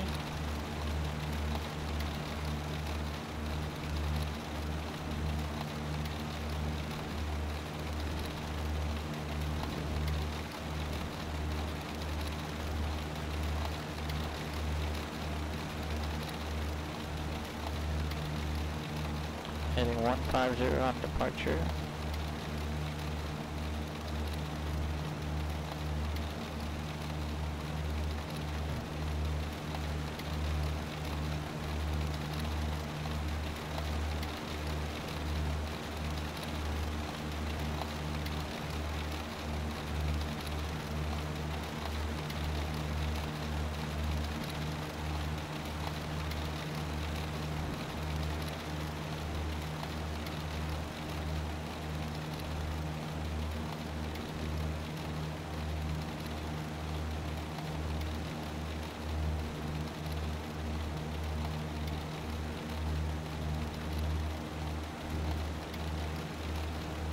Heading 150.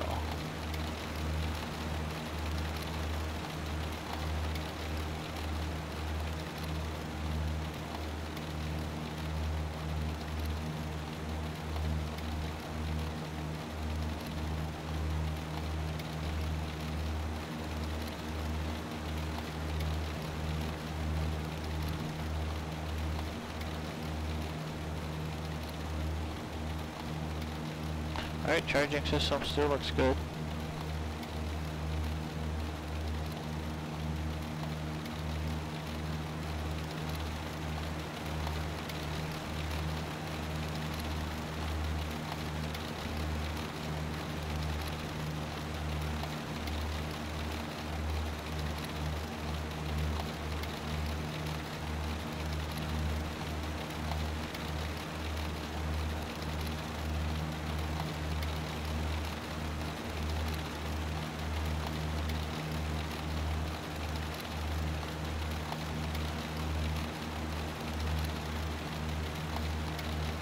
Number 550 Charlie Romeo, Bradley Tower, you with me?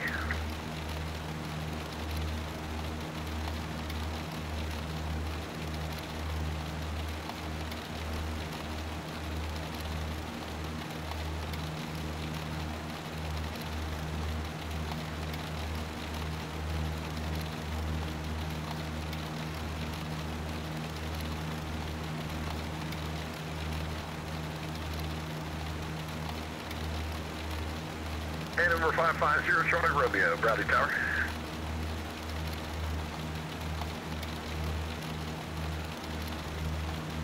Heading 150-ish.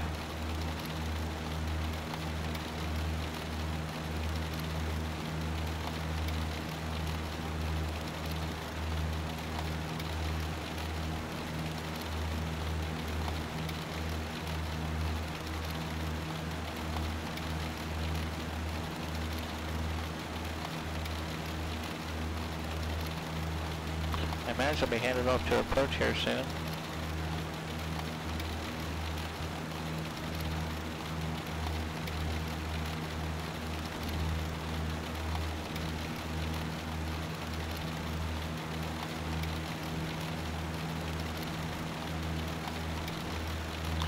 Apparently Tower, November 033 Foxtrot. Did I miss a handoff from you? 3033 Foxtrot, got 125.35. 125.35, November 033 Foxtrot. Thank you for your service. Good night.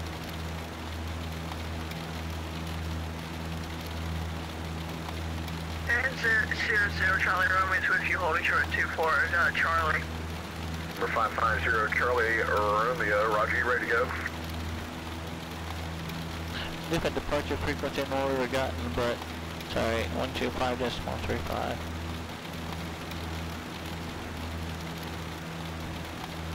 Rally departure November 8033 Foxtrot heading 150, 3,200, climbing 4,000. November 908 Papa with the Park Madison heading 010. So fly heading 010, please. I apologize, Papa, Roger. Alright, 033 Foxtrot, Bradley, approach your radar contact, clear direct Putnam, climb and maintain 7,000. Direct Putnam, climb, maintain 7,000, November 8033 Foxtrot.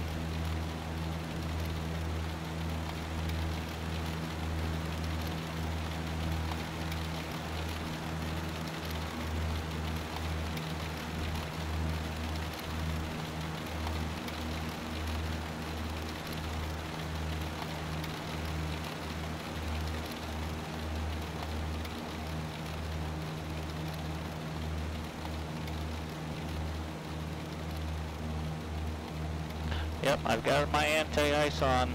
I'm Stein, sure do.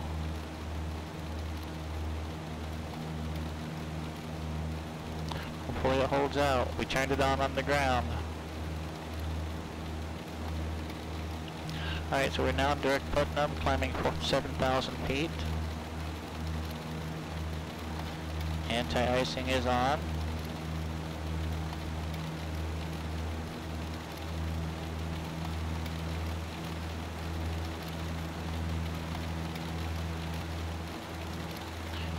You tried that in PlaneMaker today, Rob? Outstanding. I'm going to have to do an updated tutorial video on that. If you remember where your alternator amperage is, just go ahead and bump that from 50 up to 100, and then that should take care of it for you.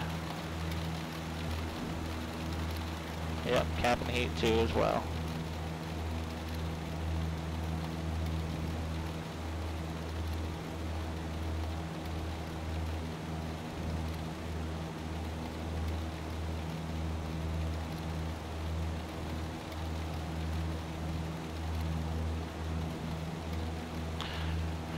Your alternator amperage, it was 50, move that up to 70, or I'm sorry, 100. It was on the limits 2 page on the right. Bump that up to 100 and that should take care of the voltmeter light, if you got one.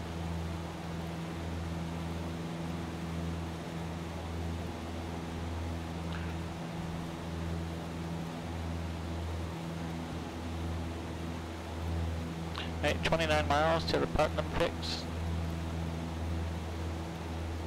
Sounds like it might have stopped raining for a minute.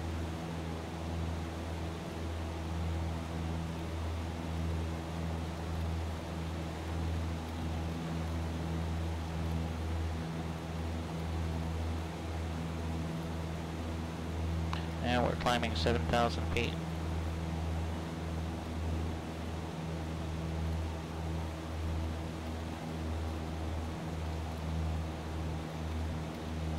Still have a bit of awareness coming from the street lights out there on the ground. I'm sure eventually they'll disappear if we get up into a cloud here. Then after that, we're just kind of... Early approach, East 135, 10,000. in kind of no visibility-ish. November 135, Bradley, approach below 8 is Alpha's current for Dallas, runway 24. Looks like 24, 135.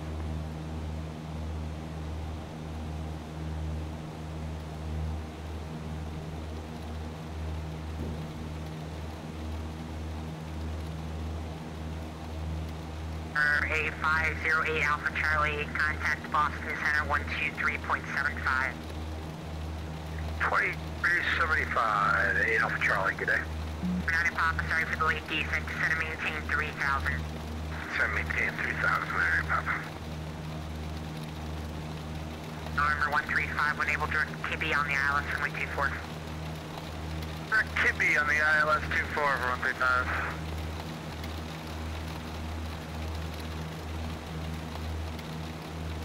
And Boston, Bonanza 8 Alpha Charlie, stay on frequency for Boston.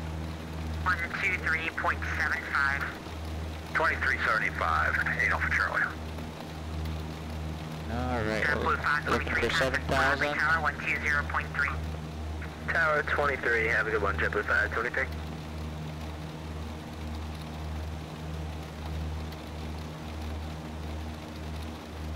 I'll get us up to 7,000, get us on course. I'll kind of let the navigator take over for a minute.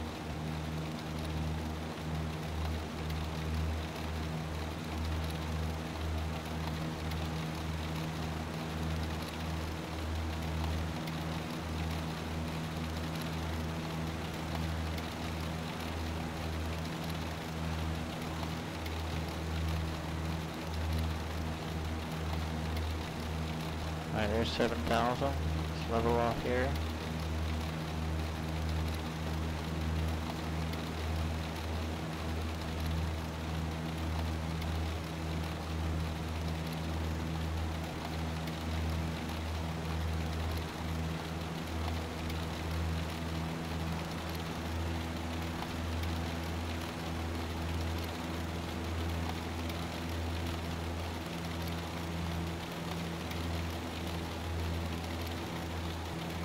Alright, so I just set us up on a altitude hold of 7,000 feet, and the navigator has us on a direct course to Putnam fix for the time being. 135, cross Kibby at or above 3,000, includes the ILS runway 4 approach. Cross Kibby at 3,000 for 135 and for ILS 24. And encounter above 3,000. Or above 3,000 for 135. We need to keep an eye on our struts. We need to keep a visual out our windows, make sure that we're not icing over anywhere.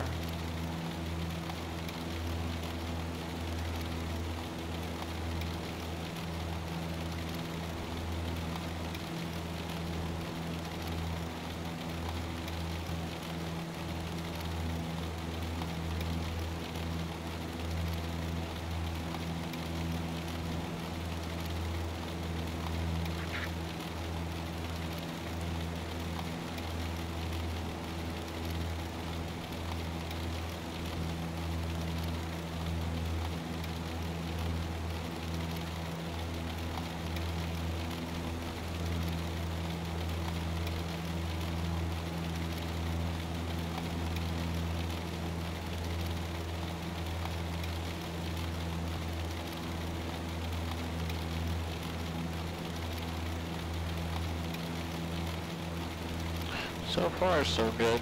Outside air temperature right now, -1 Celsius. That does confirm. Let's double check our heading indicator, the compass.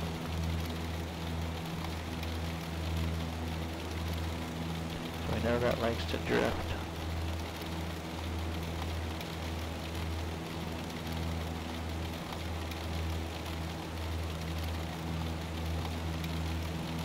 Right, what's on our cruise checklist? Power, mixture, instruments. So let's bring that back just a little bit. 065, now 065. Let's get us over to the left fuel tank for now.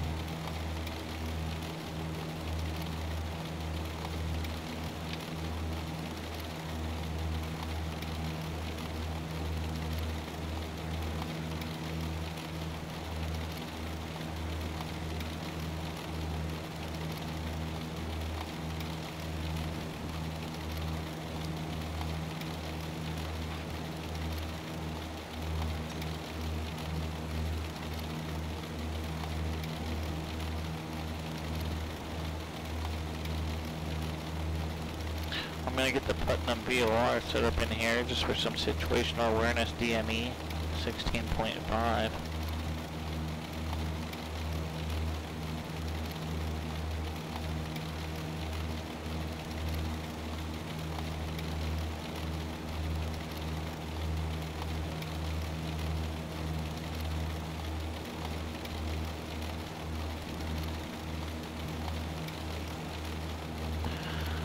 We might want to get lower.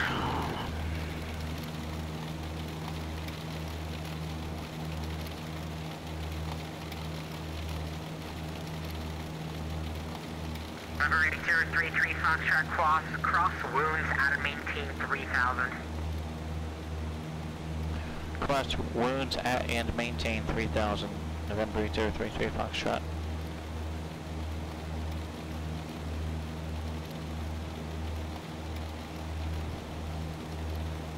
Alright, let's get over here to our fancy Nancy vertical speed calculator. Okay, yeah, this isn't gonna work. How are we looking here?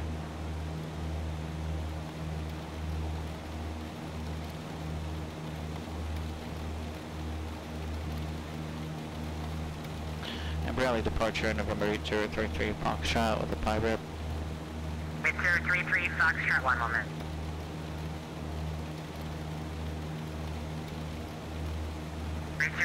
Foxtrot, go ahead.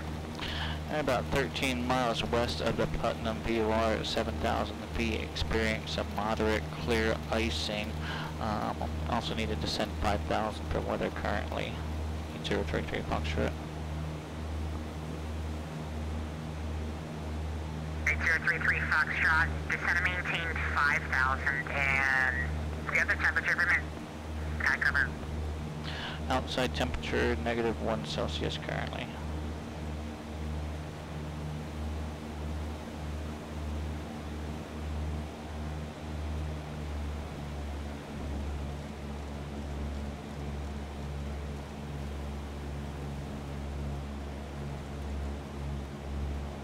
November 80 Foxtrot, you can descend and maintain 5,000. You said you need DB for weather. Correct, we need 5,000 for weather, 8033 Foxtrot. Okay, expiration requested. 5,000, November 8033 Foxtrot. Come on, clear up. It's just, as long as just stop this. Papa, turn left, heading 330. Just gotta stop this accumulation. It's doing pretty good still. I'm noticing some... Down to 190 knots, sorry about that, 155. Noticing some, visibility things, making me feel a little bit uncomfortable. So we're just gonna kinda get down, hopefully find some warmer air maybe. We certainly didn't want to go up.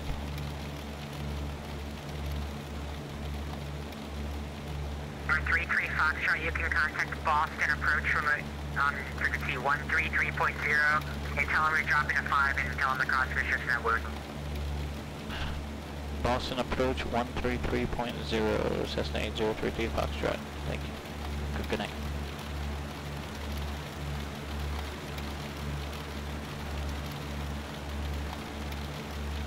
Repeats on.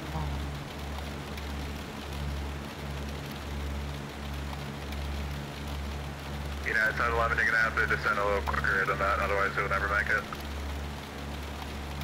Right now we'll descend a little quicker, Ricketts 5. Toward United 711.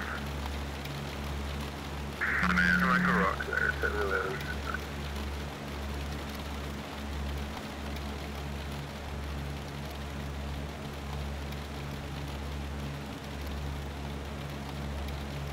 Blue 5090, Boston approaches, you already check in? United 127, we're with you, and we're descending via the Roebuck 3 arrival. Our nav is broken, we're using Kennings to get into you. We're descending for ground 2 is 1000. United 127, heavy Boston approach, Boston altimeter 3005. Okay, so just to verify, you are not descending via your assigned 070 and 1000, is that correct? April, sir. Thank you, expect the ILS running 22 at the approach. Split hour, 50 left for approach, and 127. The 5193, contact Boston approach on 126.5, have a good night. 126.5, 53. The 5098 Boston approach, are you on frequency? Boston approach, Airplane 1590, checking energy. 5090 Boston approach, hello, what's your altitude? Are you descending via the J-Fund to runway 22 left? Airplane 1590, roger. I had a little issue trying to get over to your frequency, but I can descend a little faster. Okay, just quickly answer the question though. Are you descending via the J-Fund 2 for runway 22 left? Affirmative. Okay, and what's your current altitude? Descending out at 14,000. 5090, thank you. Expect the ILS runway 22 left approach. Expect ILS 22 left, Airplane 1590. It's 1103 Boston departure, radar contacts, altitude. Departure, good evening, coming through 4,000 for 1103. It's 1103, thank you. Climb and maintain 14,000. Climb maintain 14,000, 1103. 2539, maintain 230 knots for spacing. Spacing 2539. Headed 711, contact Wow, Boston it's approach pretty busy. 126.5, have a good night. Roger, what's the 6.5 there? I said 11. 1322 Boston approach, are you on frequency? Yeah, we're with you, Delta 1322. 1322, thank you. What's your altitude and are you descending via the J-Fund 2 for runway 22 left? Yeah, we're at 17.5, descending the J-Front 2, and we're slowing out of 280 knots. 1322, thank you. Expect the ILS runway 22 left approach. Make the ILS 22 left, Delta 1322. Boston approach, November H033 Foxtrot. Sorry for the late check-in. We're direct rooms now at 5,000 for weather. American 2346 Boston departure, radar contacts, altitude. 4,300, American 2246. 2346, thank you. Climb and maintain 14,000. I maintain 14,000, American 2246. For 7628 Golf, descend and maintain 6,000 and expect the ILS runway 22 left approach. Descend to 6,000 for 28 Golf, we'll expect the ILS 22 left. Boston approach, November H033 Foxtrot. Sorry for the late check-in. We're direct wounds at 5,000 for weather. Keep getting blocked here. Delta 1103, contact Boston Center 123.75. Have a good night. 123.75 for 1103, please good night. American 2346, contact Boston Center 123.75. Have a good night. 12375, over to center, American 2346, good night to you. 2539, maintain 210 knots. 210 knots, 2539. Approach, November H033 Foxtrot. 1590, just expedite your descent to 6,000, please. You're currently 5,000 feet too high. Right down 6,000, pretty heavy. Thank you. Number 8033 Foxtrot, Boston approach, Boston altimeter 3005. Actually, the Norwood altimeter 3005. Expect the localizer runway 35 approach. 005, expect localizer runway 35, and we are now at 5,000 for weather at November H033 Foxtrot. JetBlue 1590, contact Boston approach 126.5. Have a good night. Departure Delta 1121 with the 4,500. 005. Blue 1590, Boston approach 126.5. Have a good night. Boston approach 126.5. So we're going to expect a localizer runway Delta 1121, 35. Boston departure, radar contact, climb and maintain 14,000. 14,000 for Delta 1121. The 236, for traffic, maintain 12,000. 12,000, JetBlue 236. Actually, you know what, JetBlue 236, disregard that, just keep descending via, I'll move them out of the way. Roger, JetBlue 1 Alpha Bravo. For arrival, JetBlue 236. United 127 heavy, channel heading 040. I'm not heading 040, and the 1 to them. Delta 11 Boston approach, Boston altimeter 3005, go ahead with your check-in. Yeah, 1139, we're 15 point, sending via the J-Fund 2. Delta 1139, thank you, expect the ILS runway 22 left approach. 22 left, Delta 1139. Walker 1520, contact Boston approach 126.5, have a good night. 126.5, you have a good night too, 126.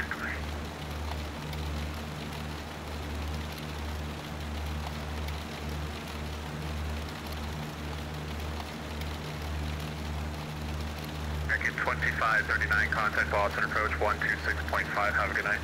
Over the Boston approach, 126.5, American 2539. Jet left, 1 Alpha Bravo. Delta 1322, contact Boston approach 126.5, have a good night. 26-5 Delta 13, flight community. Low subversion base 613.2 for 5,000. 12 Boston departure, hello, radar contact, climb and maintain 14,000.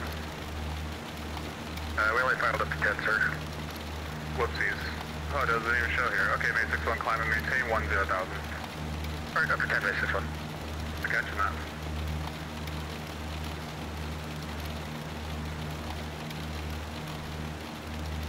Alright, 5,000 feet, we almost need to start initiating. Just gone with it. North 628 Golf, Channel heading 130, vectors for the approach and descend and maintain 4,000. 130 and descend to 4,000 for doing Golf. So 1322, contact Boston, approach 133.0, oh, sorry, 126.5, 126.5, have a good night. Chandler, Tom, over now. Bye-bye. That's a 1322, Boston, approach 126.5.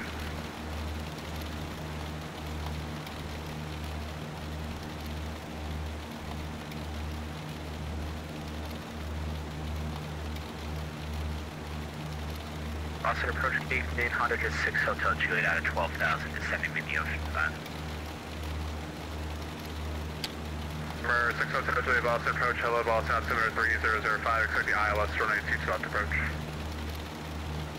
3005, expect the ILS 22 left, are you also not getting an ATIS for Boston?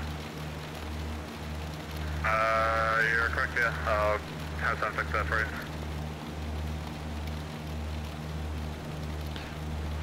Boston approach, November 8033 Foxtrot. We'd like to leave 5,000 to cross the winds at 3,000.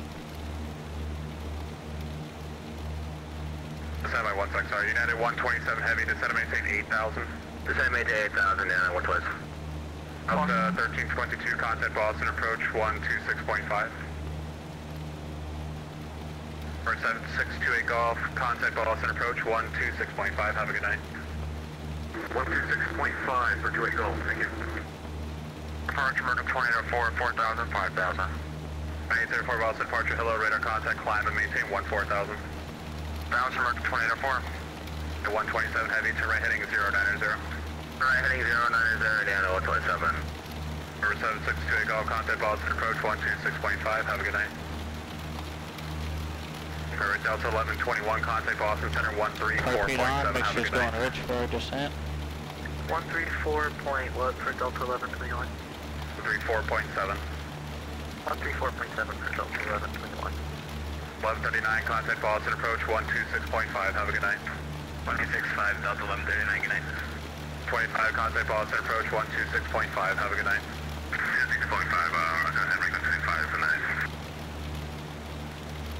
Right, let's go here. JetBlue 282 Boston approach, go ahead with your check-in.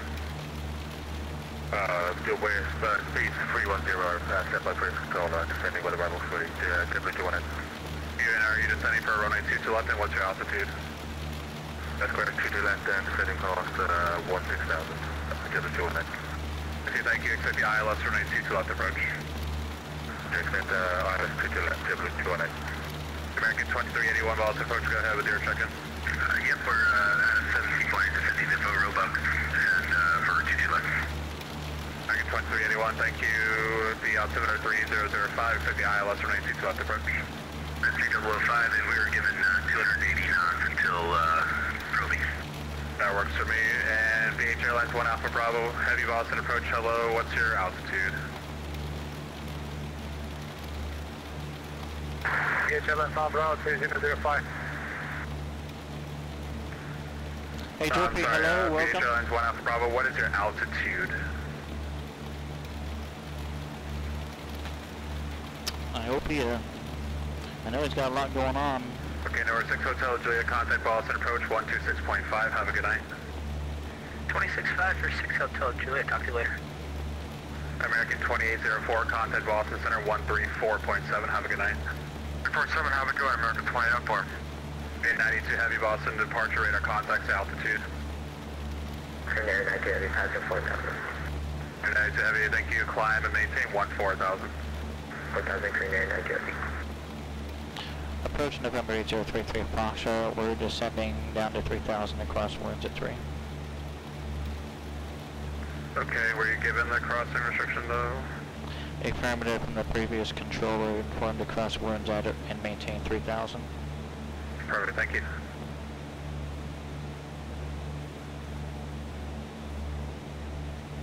Number 8030 Foxtrot, do you want a vector to final or one of the initial approach fixes? We'd like to take a full approach on one of the initial fixes if possible, November 8030 Foxtrot. Okay, 8030 Foxtrot, direct to, let's see here, what can we do? Clear direct Curly. Direct Curly, November 8032 Foxtrot. So 2516 contact Boston approach 126.5, have a good night. 265 Delta, 2516, good night. So 218, looks like you're going the wrong way, turn right heading 090, please, and maintain 1000. 090 heading, maintain 1000, different 219. 6 Hotel Julia, contact Boston approach 126.5, good night. On the 2640 Boston approach, if you haven't checked in, you can go ahead now.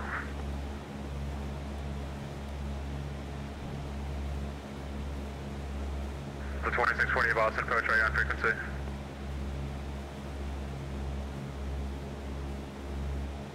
Destination ATIS is 119.95. Level 5 for you.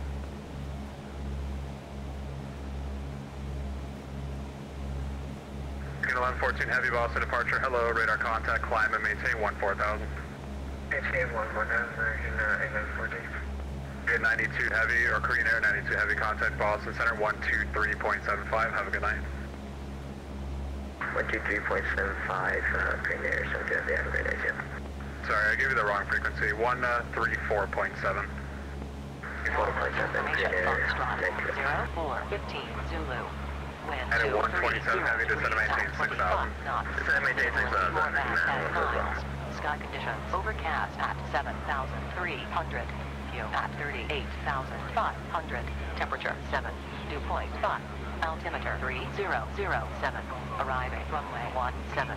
Departing runway 17. Advise on initial contact. You have information. Foxtrot.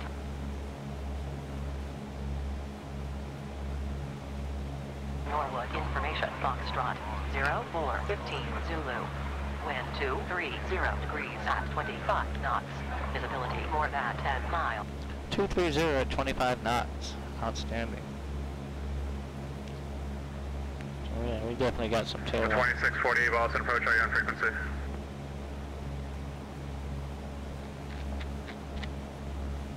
And at 127 heavy, turn left heading 030. Left heading 030, yeah, 127. Alright, minimums are 500 feet. Boston departure, yeah, 228. Field elevation is 49 feet. Yeah, 220 Boston departure, hello, radar contact, climb and maintain 14,000. 14,000, 228.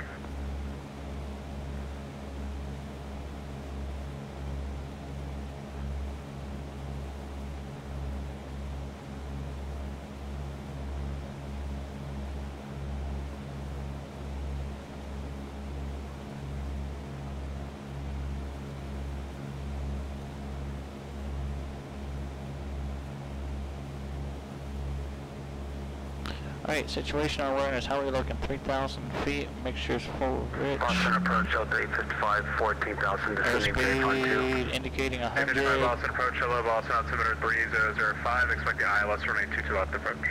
Ground speed 110 knots, decent tailwind there. Good evening, Boston approach, Delta 2648 with information Romeo, now at 7,400 feet begin. 2620 Boston approach, hello, Boston altimeter 3005, expect the ILS to remain 22 left approach. 3005, expect ILS runway 22 left approach, Delta 2648.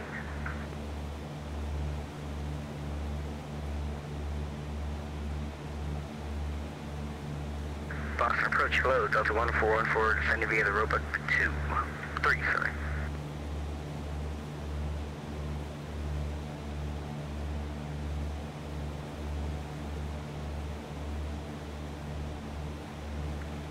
Boston approach, good evening, Air China 9 speed robot 3 arrival, flight level 230, checking.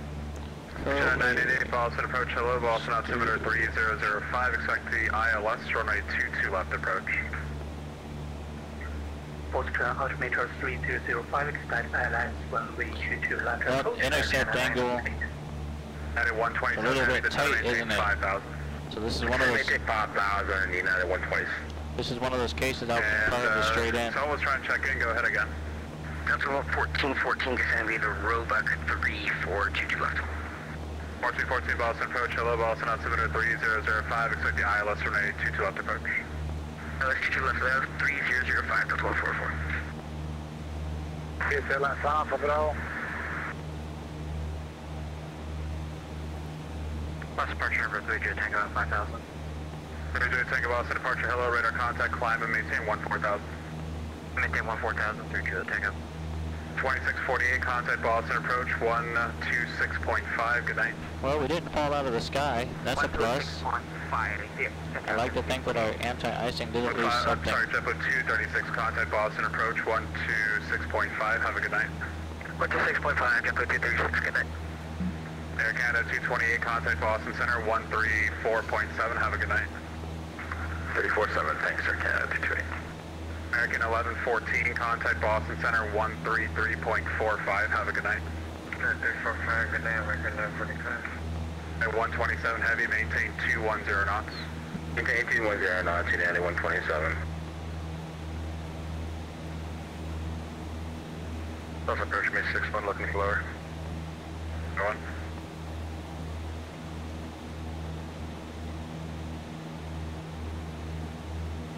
Alright, we're about 10 miles out from Curly. Charlie Uniform, Romeo Lima, 61 contact India. Bradley approach, 123.905, have a good night. Sorry, 155, 35, 25, 35. 25, 35, May 61.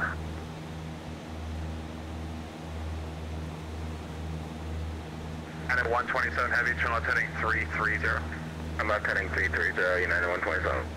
For 32 Tango contact Boston Center, 134.7, have a good night. 13747, 32 Tango, have a great night. I will push that in, turn left 330. 150, we're going to start the descent here shortly. We're on descending by Roebuck Tree. That was 201. Air China 988, descend 12,000, please, 12,000. Keep on 128, Air China 988, thank you, I got your read back, thank you. Air Shuttle 1921, Boston departure, radar contacts to altitude. Air Shuttle 1921, low at 3,000. 1921, thank you, turn right heading 180 and climb and maintain 12,000. Right to 180 up to 18,000, Air Shuttle 1921. Heading 180 and 12,000 feet. Correction, right to 180 up to 12,000, Air Shuttle 1921. 238 heavy Boston departure, radar contacts to altitude. 3.7, speed by 238 heavy. 238 heavy, thank you, climb and maintain 14,000.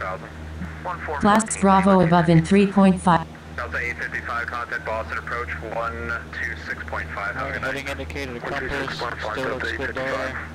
8033 Foxtrot, descend and maintain 2,100. 2,100, 8033 Foxtrot. Boston approach to Air Canada 586, 10,400, descending Ocean 5 with Romeo. 586 Boston approach. Hello, Boston altimeter 3005, expect the ILS remain 22 left approach. 3005 will select ILS 22 left approach of Canada 586. Airlines 1 Alpha Bravo heavy, altitude 5,000 please, go back to 5,000.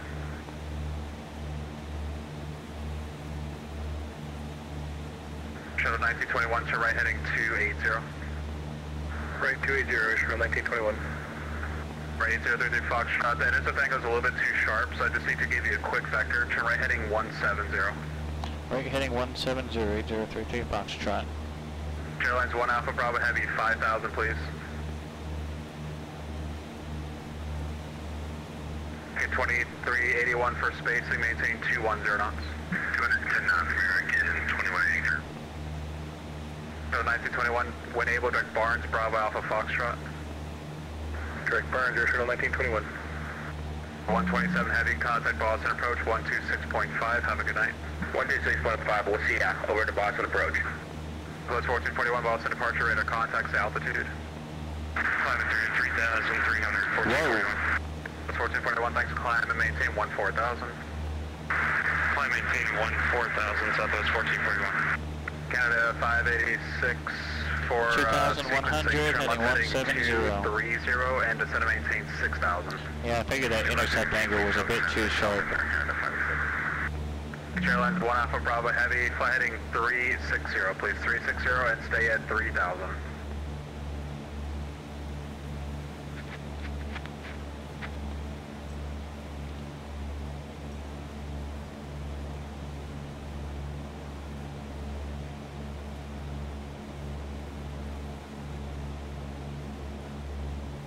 Right, 8033 Foxtrot, turn left heading 090. 090, 8033 Foxtrot. I think there are a couple people trying to, who haven't checked in yet. Safe Air 1, Boston approach if you're on, go ahead. Yes, sir, we're here on 110, descending by Roebuck 3. Air 1, thank you. Boston altimeter 3005, expect the ILS runway 22 left approach. I will set up for ILS 22 left approach, Savior 12005. China 988, descend and maintain correction 5,000, please, 5,000. Descend and maintain 5,000 there, China 988. Yeah, Border 341, 12,000, just past Proby. Border 341, Boston approach, hello, Boston altimeter 3005, are you descending via for runway 22 left? Confirm, Border 341. 341, thanks, expect the ILS runway 22 left approach. 2 left.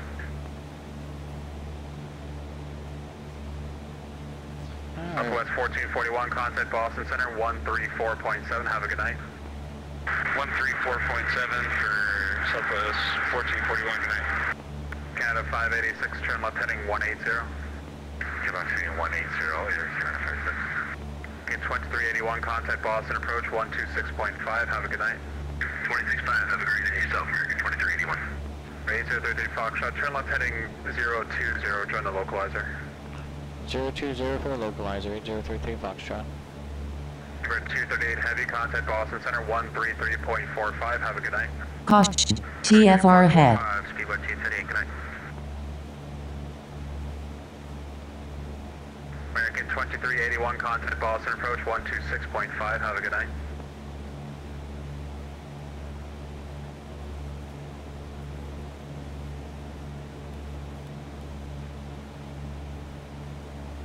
Canada 586, turn right heading 330. Right 330 there, Canada 586.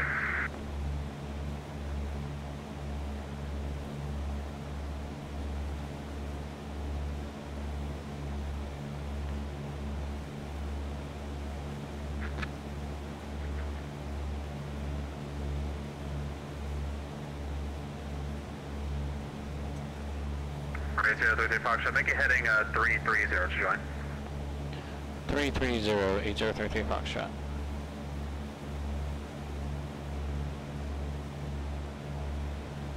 Shuttle 1921, contact Boston Center 134.7, have a good night. 34.7, here, Shuttle 1921, see you.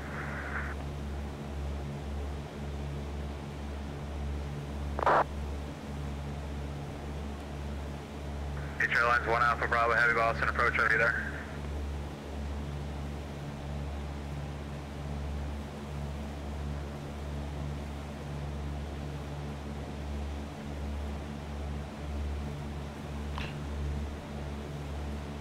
Smitty Papa, hello, yep, just heard you on the frequency a little bit ago myself. Good to hear you out and about flying. BH Airlines 1 Alpha Bravo Heavy, Boston approach, are you there?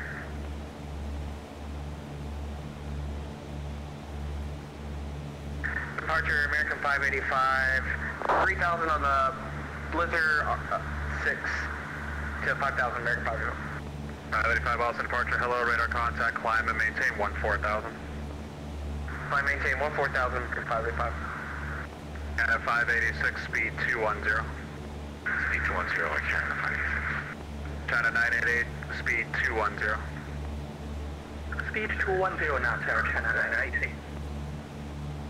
Class Delta in 5.4 miles.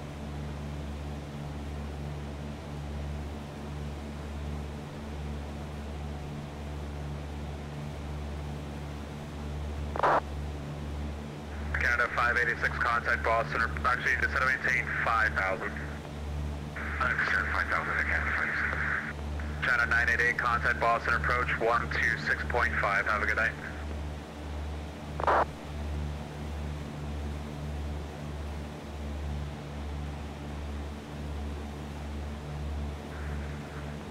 Canada 586, contact Boston approach 126.5. Good night.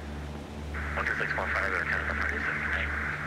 China 988, contact Boston approach 126.5. Good night. Can approach 126.5, China 988, good night. Alright, 033 Foxtrot, 4 miles from Stoge, clear, localizer runway 35 approach. Okay, localizer runway 335, approach 8033 Foxtrot. 1709 Boston approach, if you're on, go ahead.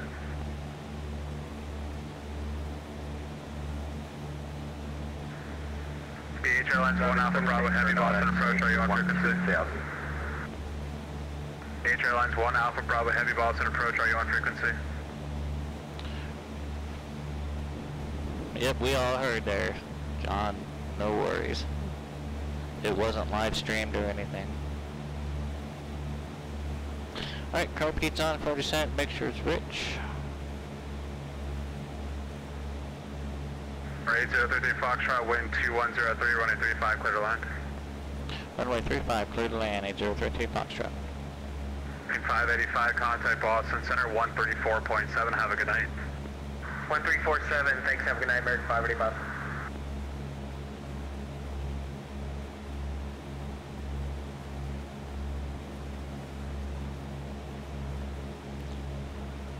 When the LNAV approach, the navigator still has the plane.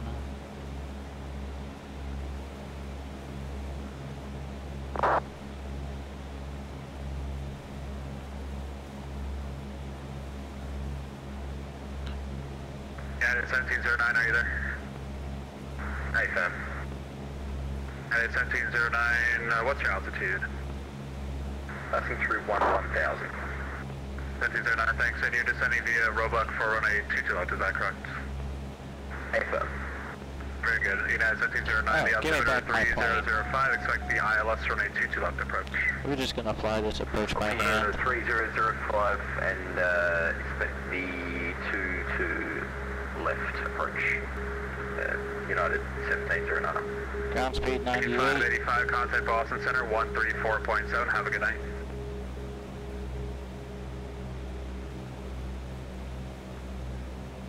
Asher, hello my friend. Hope you're doing well.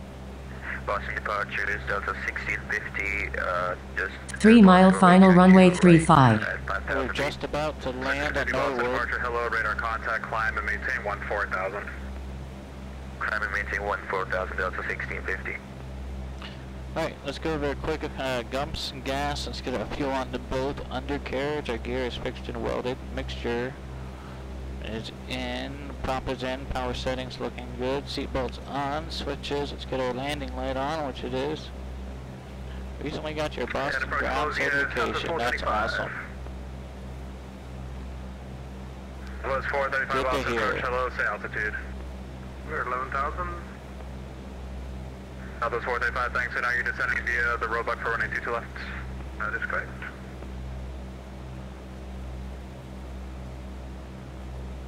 Well, I'm glad that it looks good on your end. I was concerned that it wouldn't look very good, but I'm glad it looks good for on your end. Southwest 435, thank you. Expect Thanks the for that, ILS John. runway 22 Appreciate left you approach. letting me know. Alright, a little bit high. Let's pull some power. 1414, contact Boston approach, 126.5, have a good night. 126.5, thank you. Let's grab that glide slope again.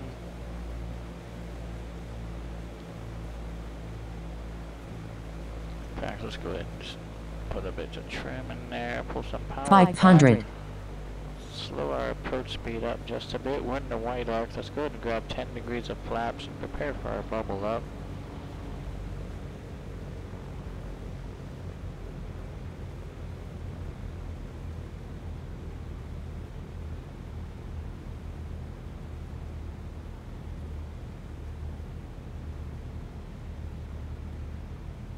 Fair 1, contact Boston approach, 126.5, have a good night. 126.5 for Safe Air 1, Melikli Kamaka.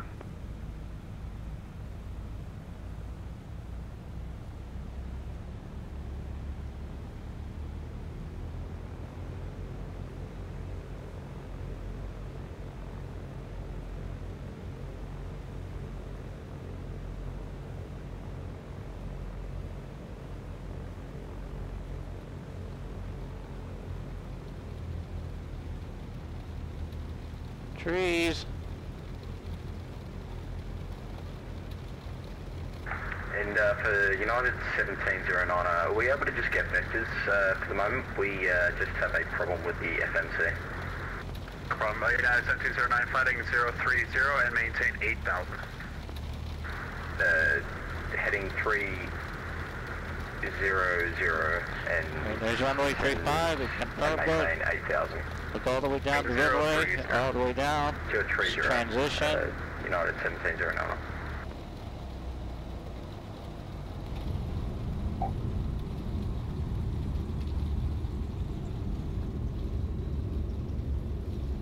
Runway's probably a little bit icy. Where are we gonna go here? Let's roll down to Bravo. Boston, approach, good evening, Delta 1080, heavy flight level 197, descending with J-Fund 2 with Romeo. 1080 heavy Boston, approach, good evening, Boston, altimeter 3005, expect the ILS runway 22 left approach. ILS 22 left, 1080 heavy. Right, 8033 Foxtrot, welcome to Norwood. You can make a left turn onto runway 28 and then a left turn onto Alpha. Left turn runway 28, left turn Alpha 8033 Foxtrot. The 6050, I'll have higher for you shortly, just waiting on center to take the handoff. Roger. Boston approach, Charlie Golf Alpha Tango X-ray. Approaching runway 10. Golf Alpha Tango X-ray, Boston approach, hello Boston, altimeter 30. Entered runway 10. 3,400 feet remaining. Descending 7,000, Alpha Tango X-ray. Golf Alpha Tango X-ray, thank you. Expect the ILS runway 22 left approach. ILS 22 left, Alpha Tango X-ray. 341, contact Boston approach. Yeah, Boston approach 126.5. Have a good night. 265, order 341. Over 8033 Foxtrot. Make a left turn on Alpha at the end if you can, or if you the 180 is fine. Yeah, you can do the 180. 28 taxiway Alpha, and good job with IFR number 23. Thanks for working with me there. Sorry, it was a bit weird. Approaching runway 10. Entered runway 10. 3,700 feet remaining. Service, say good night. To Delta 1650, contact Boston Center 133.45. Have a good night. 133.45, Delta 1650, good night. Boston Center, correction, Boston approach, United 2060, 1,200 best forward speed on the road, 3. 2060 Boston approach, hello Boston, altimeter 3005, expect the ILS running 22 left approach, and you can resume the published speed starting at, I believe it's Cradle. Alright, here we are. Looks like on on 2 Alpha. left will resume published speeds at Cradle for United 2060. Let's get over here to At around. Kleb, sorry, at Kleb. And We'll resume published speeds at he Kleb did for say we passed United wings 2060. IFR-23, so that's awesome. Percent 5 Zulu Romeo Boston departure radar contacts altitude. Level 3000 for TBM 5 Zulu Romeo. Yeah, dark and gloomy, that's for sure. Yeah, 5 Zulu Romeo, thank you. Clear direct revs and climb and maintain 1-2000. Direct revs, climb and maintain 1-2000 for TBM 57 or 5 Zulu Romeo. Excuse me. Good, Charlie Golf Alpha Tango X-ray fighting 040, descend and maintain 4,000 vectors for the approach. FBO, Heading 040, descend 4,000 vectors for approach. Charlie Golf Alpha Tango X-ray. Bridge 341, just double checking Boston approach 126.5. sit over here, shut down. Cool, Charlie Golf Alpha Mike Lima Boston Still approach, draw. Boston altimeter 3005, verify leveling 7,000. Charlie Golf Alpha Mike Lima, leveling 7,000, we have Romeo. Alpha Mike Lima, thank you. Oh, look at that, Fighting parking T. 040 Just for and me. expect the ILS runway 22 left approach. Parking T just for me. Shiny. Okay, shutting things down. We did the after landing stuff. Let's get our flaps up.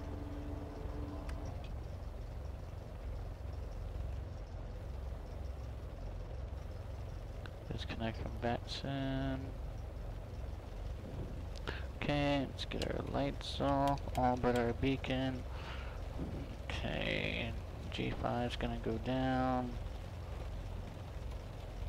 Let's get our anti-icing off.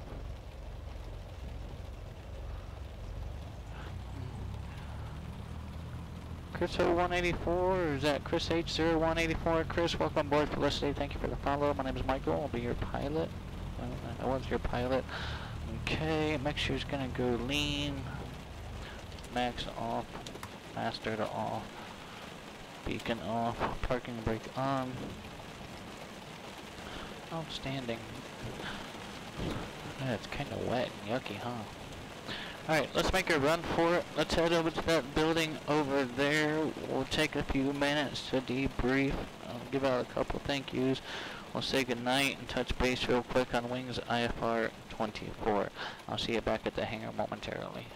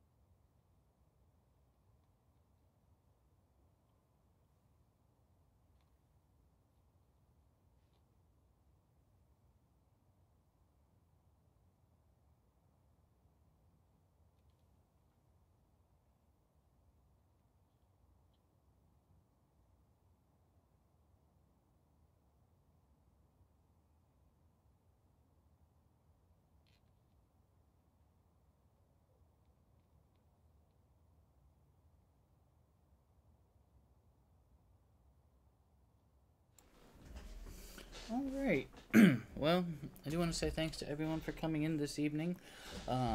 Quick recap, we flew the Boston Virtual Wings IFR-23 rating on VATSIM this evening using X-Plane 12.0.8, release candidate 1.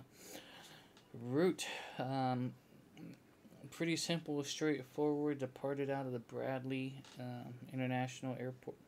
It is an international, isn't it?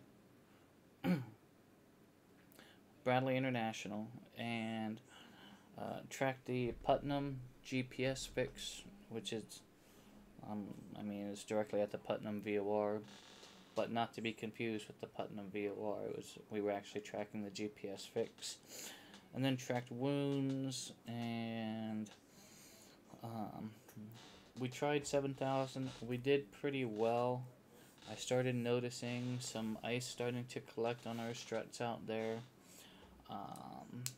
So I think our anti-icing was working. I don't think it works enough to prevent that sort of icing on our plane, but it did its job, because at 5,000 we were just fine, and then it was starting to dissipate. So that's good to know. We'll turn it on the ground, and then hopefully it'll at least try and keep up. We found out that if we turned it on after accumulation, it won't de-ice us very well at all. And then Bradley departure gave us a crossing restriction to cross wounds at 3 and then maintain 3,000. So a little bit of miscommunication there, but once we advised Boston approach of the restriction, it was fine. And he was busy tonight. I totally understand that. And intercept angle was a little bit tight to get that straight in, so he brought me around to get more of a straight in approach.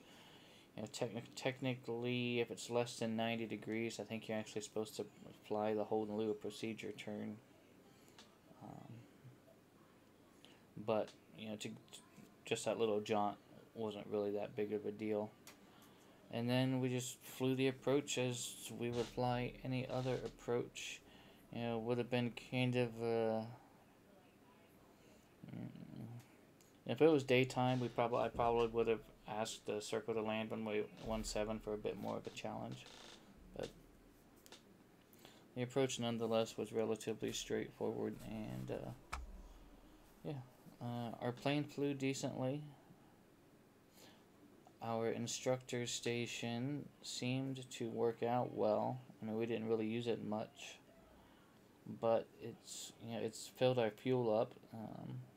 There's a lot more I want to try and learn about it. I think that's it. I think that's it for this evening. Real quick, let's go ahead and discuss the Wings IFR-23 rating. And see what that's going to entail.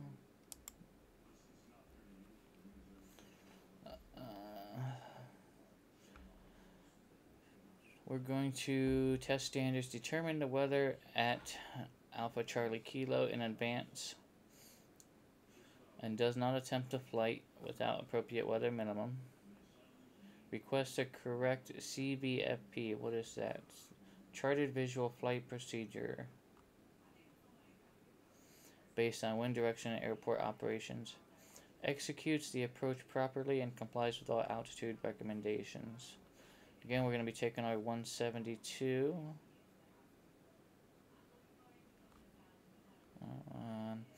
Rating may be accomplished by departing from any towered airport and landing at Alpha Charlie Kilo. Okay. Alright, so that one could be fun. Charted Visual Flight Procedures. So these are going to be landmarks that we can actually see and we can call out. Boston is putting on 60 hours of continuous ATC coverage this weekend, so perhaps we will take advantage of that. We will take advantage of that this weekend and try and get this last rating finished up. Okay, I think that's it now. I do want to say a real quick thank you to Jet Pilot Cinnamon, who came in with the raid earlier as we were getting started, so I do thank you for that. Astero came in with a new follow this evening, and Chris H0184 came with a new follow as well. So thank you for those new follows. I greatly appreciate it. My name's Michael. I do look forward to flying with you on our next unscheduled flight. So until then, I do hope you all take care and stay safe. I do know that time is valuable, and I do appreciate you coming in and hanging out with me for a little bit this evening. Hopefully you took something away. That's always my goal. So let's see who we can go and raid and continue our evening enjoyment. Yeah, I do like to try and keep things X-planey if at all possible. Sometimes that's not always possible.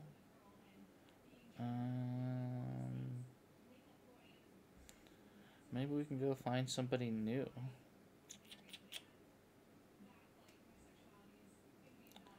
Let's see. Browse categories.